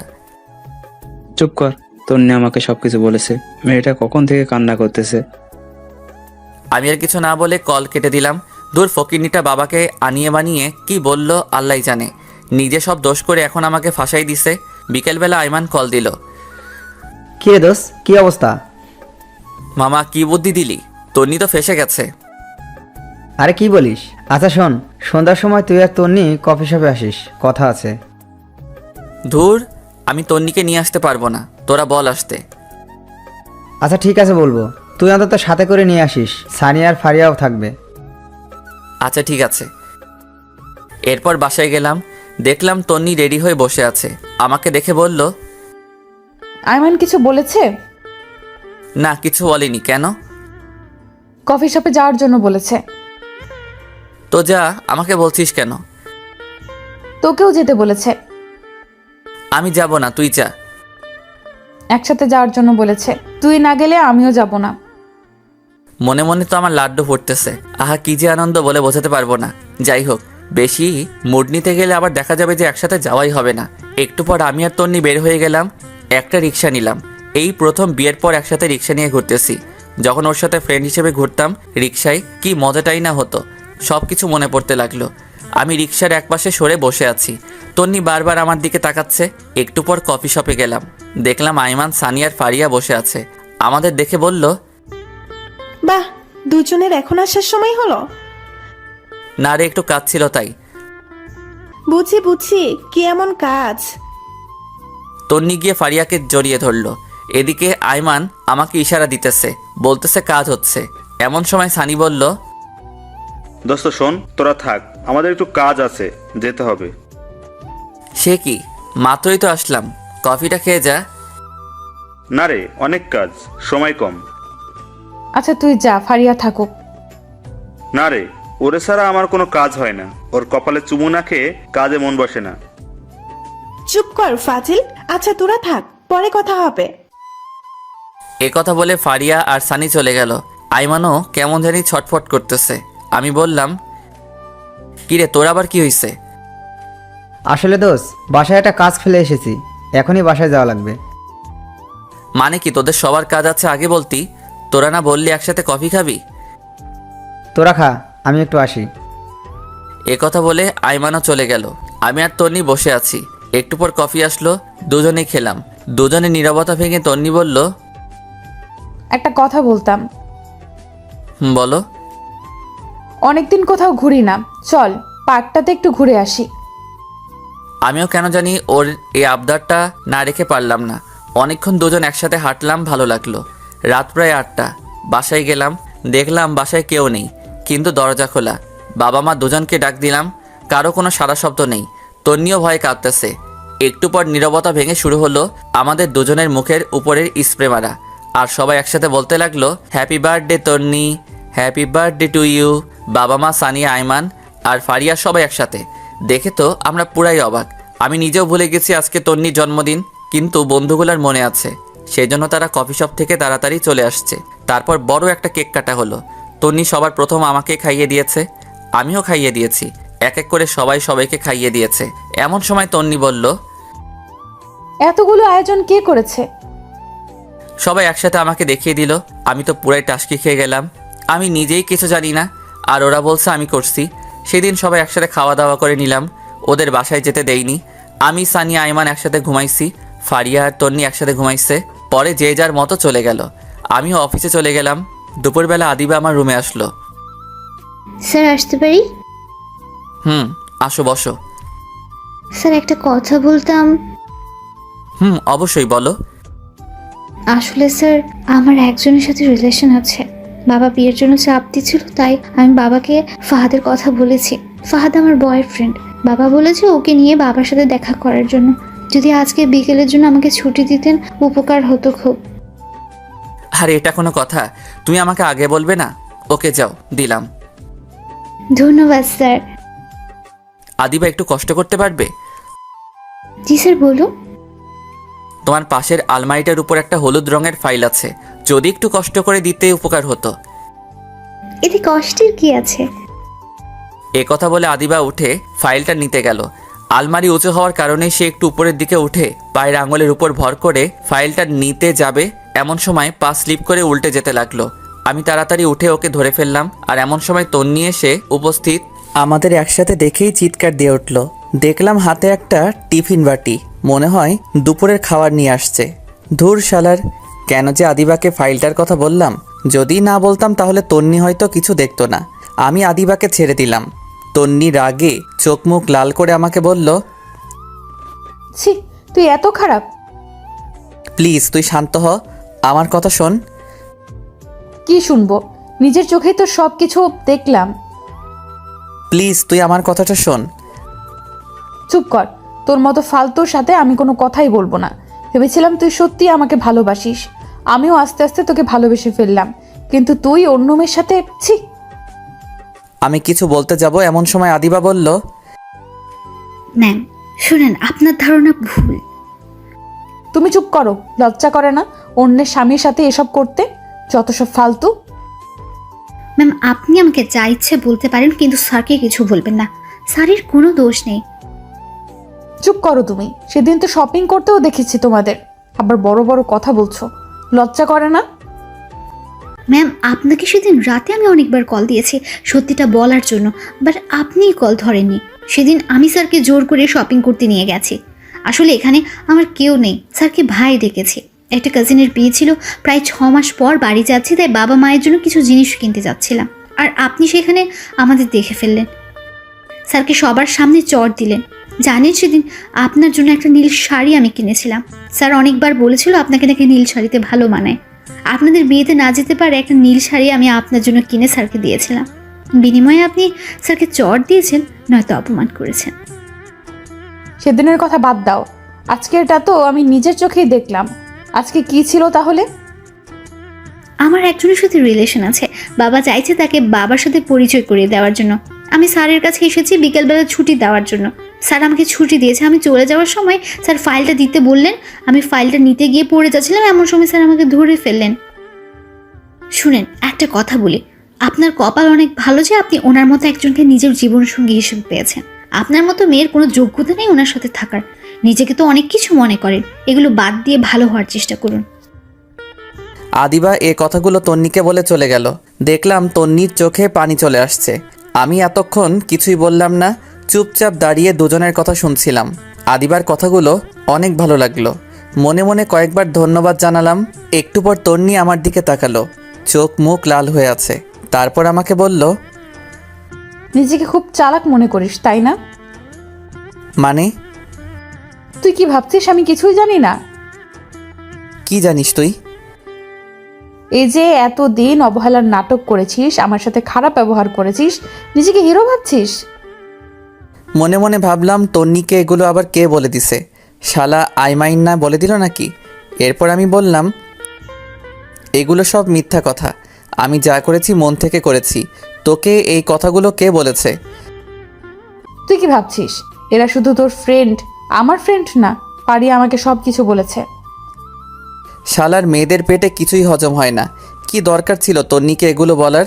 তারপর আমি বললাম, তোকে এই কথাগুলো ফারিয়া বলেছে? দেখ ওর কি হাল করি। কি করবি তুই ফারিয়ার? এ কথা বলে আস্তে আস্তে এগোতে লাগলো।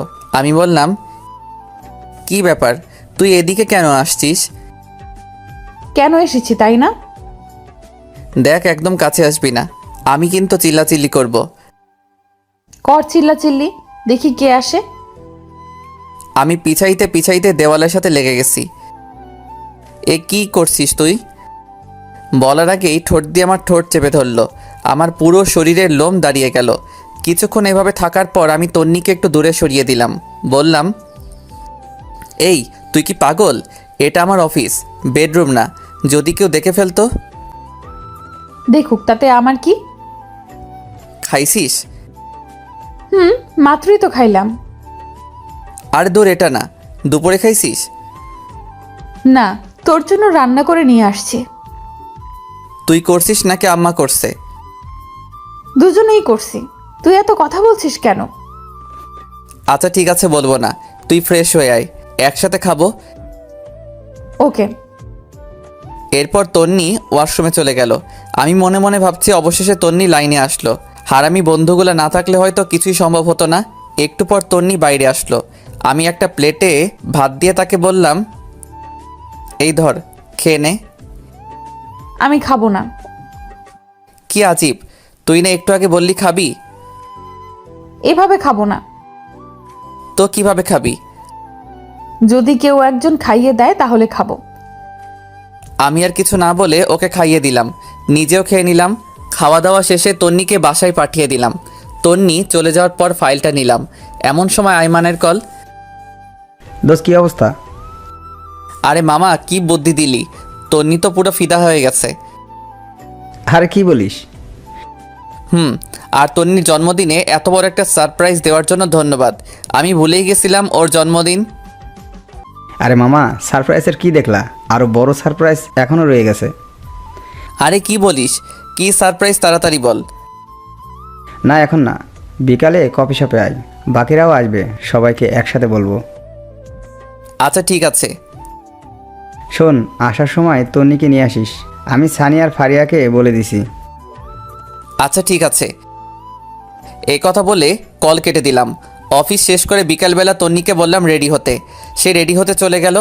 আমিও ফ্রেশ হয়ে একটা কালো শার্ট পরে বাসার বাইরে দাঁড়িয়ে আছি তন্নির জন্য। একটু পর তন্নিও আসলো, বা সেও কালো শাড়ি পরে আসলো। আমি দেখে আরও একবার ক্রাশ খেলাম। হা করে তাকিয়ে আছি। একটু পর তন্নির ঝাঁকানিতে বাস্তবে ফিরে এলাম। আমাকে বলল, এইভাবে হা করে তাকিয়ে আছিস কেন? মশা ঢুকবে। আরে না, আমি একটা কথা চিন্তা করতেছিলাম। কচু করছিলি? যা এখন রিক্সা নিয়ে আয়। তারপর আমি একটা রিক্সা নিলাম। আমি একটু দূরে সরে বসতে চাইলাম, কিন্তু আমার বাম হাতটা চেপে ধরে বসে আছে। একটু পর কফি শপে পৌঁছে গেলাম। দেখলাম সবাই বসে আছে। আমাদের দেখে সবাই দাঁড়ালো। ফারিয়া বলল, কি রে, আজ এত ম্যাসিং, ঘটনা কি?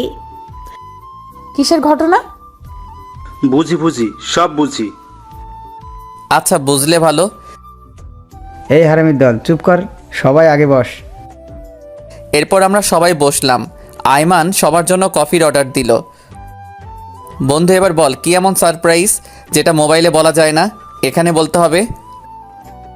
দোস্ত, আমার তো বিয়ে। সত্যি? সত্যি। তারপর সবাই আয়মানকে কংগ্রাচুলেশনস জানালাম। আমি বললাম, তো বিয়ে কবে? পরশুদিন। হারামের বাচ্চা, আগে বলিসনি কেন? দোস্ত, আমি নিজেও জানতাম না, আজকে সকালে আব্বা বলেছে। আচ্ছা শোন, কালকে তোরা সবাই থাকবি, অনেক কিছু কেনাকাটা করতে হবে। আমি পারবো না, তোরা সবাই আসিস। না পারলে তুই বিয়েতেও আসিস না। ওরে ভাই, কাঁদিস কেন? আচ্ছা ঠিক আছে, আসবো। আমার কথা শুনে সবাই হাসাহাসি করতে লাগলো। তারপর অনেকক্ষণ আড্ডা দিয়ে কথাবার্তা বলে বাসায় চলে আসলাম। আমি ফ্রেশ হয়ে বাবার সাথে কথা বলতেছি। তন্নি তখন ফ্রেশ হচ্ছিল। অনেকক্ষণ কথাবার্তা বলে রুমে গেলাম। দেখি তন্নি সোফায় বসে আছে। আমি যাওয়ার সাথে সাথে বলে, একটা কথা বলতাম। তো বল, অনুমতির কি আছে? আজকে খাটে ঘুমা, আমার কোনো সমস্যা হবে না। কেন, চর খাওয়ার জন্য নাকি? দেখ, এগুলোর জন্য সরি। তুই খাটে ঘুমা, আমার সমস্যা হবে না।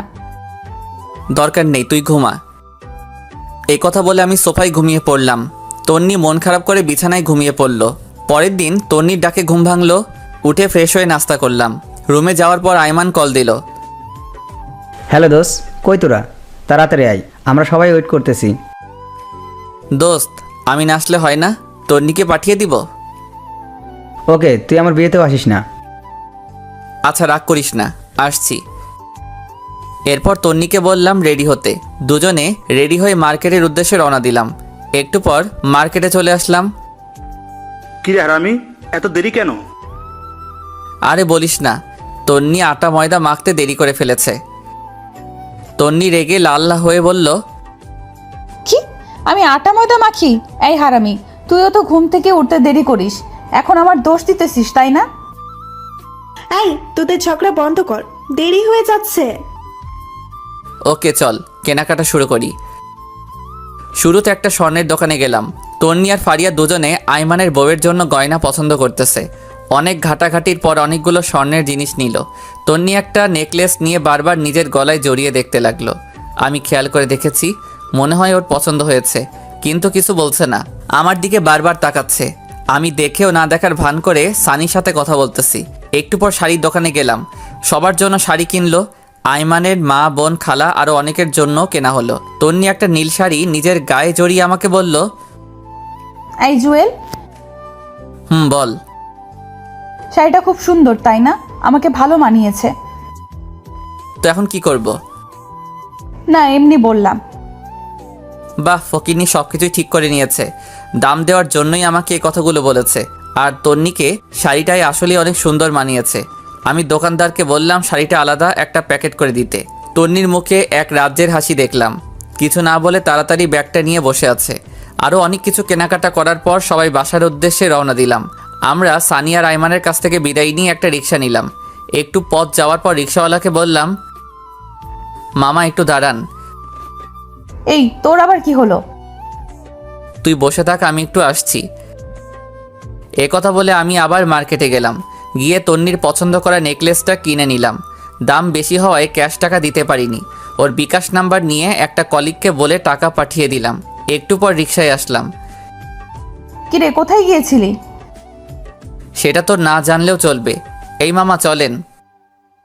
বাসার সামনে এসে আমি তন্নিকে উপরে পাঠিয়ে দিলাম। রিক্সা ভাড়া দিয়ে আমি উপরে আসলাম। দেখলাম তন্নি রুমে নেই, মনে হয় ওয়াশরুমে গেছে। আমি নেকলেসটা ওর ড্রয়ারে রেখে দিয়েছি। তন্নি ওয়াশরুম থেকে বের হলো, খুব হাসি খুশি লাগছে। তারপর নিচে গিয়ে খাওয়া দাওয়া করে আগের দিনের মতো সোফায় শুয়ে পড়লাম। তন্নি কিছু বলতে গিয়েও বলেনি। পরের দিন আইমানের বিয়ে, সকাল থেকে শুধু কল দিচ্ছে। আমি ঘুম থেকে উঠে দেখি তন্নি মায়ের সাথে রান্নাঘরে কাজ করছে। কিছু না বলে ফ্রেশ হতে চলে গেলাম।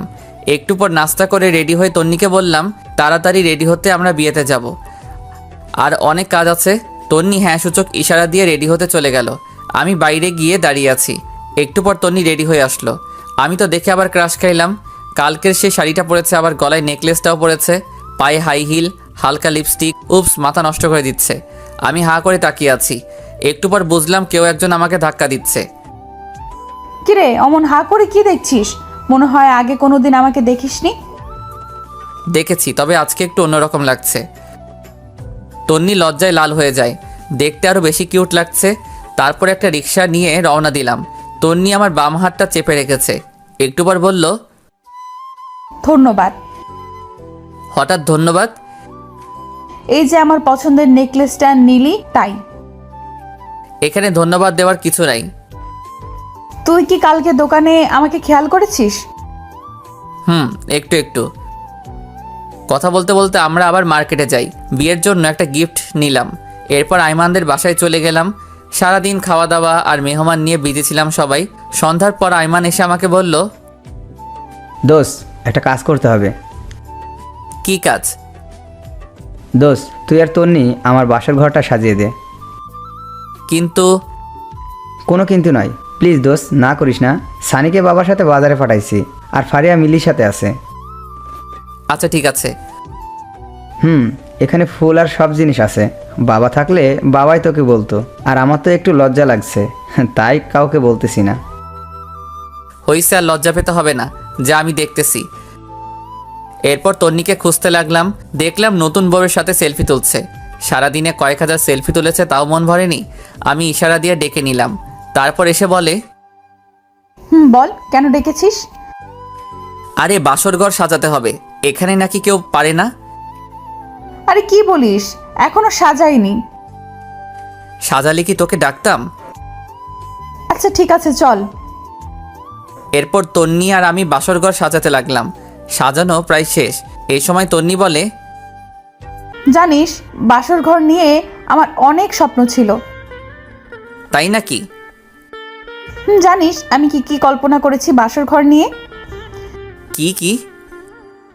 আমার জামাই আসবে, আমি লজ্জায় ঘোমটা দিয়ে রাখবো, সে ঘোমটাটা সরাবে, তারপর তার পাছুয়ে সালাম করব, তারপর সে আমাকে গান শোনাবে, আমি তাকে শোনাবো, কিছুক্ষণ নাচবো, তারপর দুজনে ছাদে গিয়ে চাঁদ দেখব, সে আমাকে দোলনায় দোলাবে, হঠাৎ করে বৃষ্টি শুরু হবে।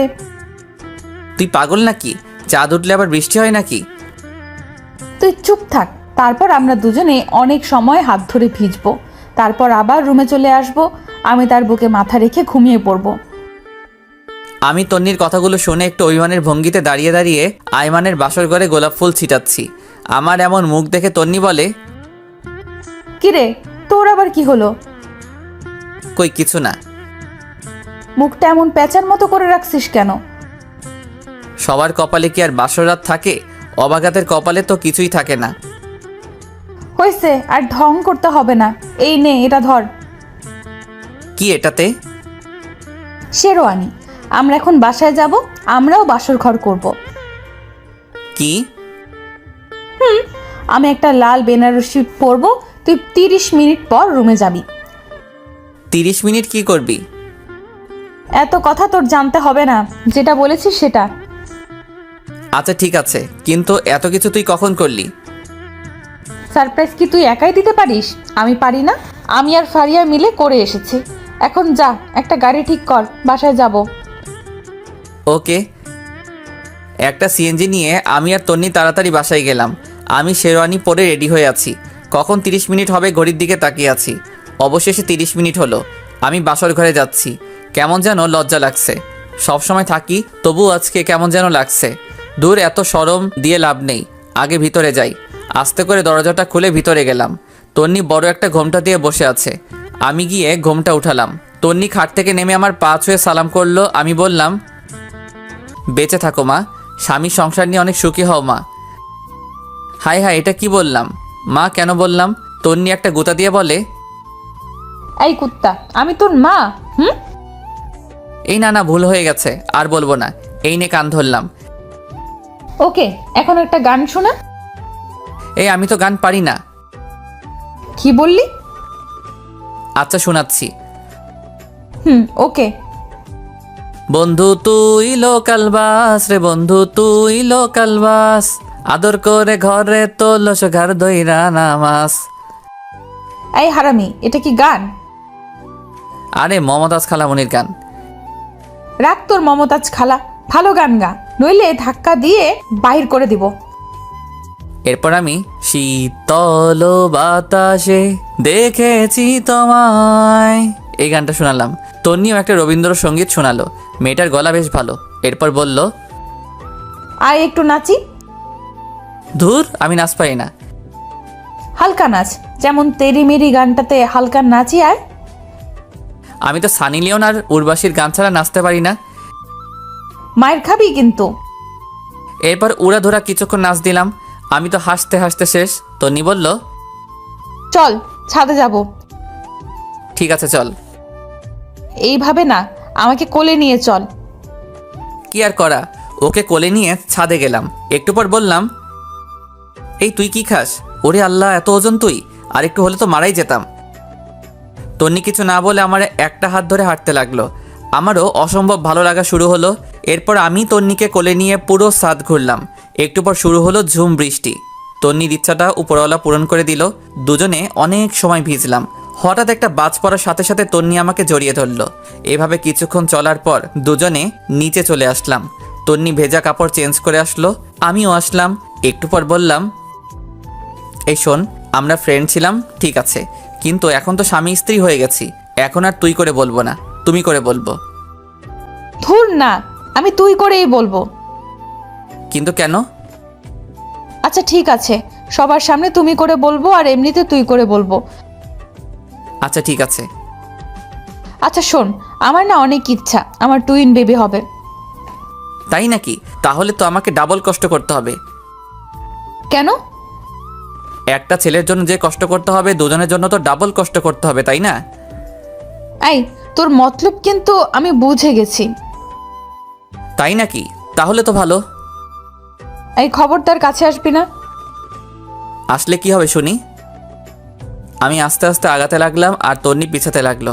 পিছাতে পিছাতে একসময় খাটের উপর গিয়ে পড়ে যায়। তন্নি লজ্জায় লাল হয়ে যায়, একটা কাপড় দিয়ে মুখ ঢেকে ফেলে। আমি কাপড়টা সরিয়ে ওর মিষ্টি মাখা ঠোঁটে আস্তে করে আমার ঠোঁট বসাই দিলাম।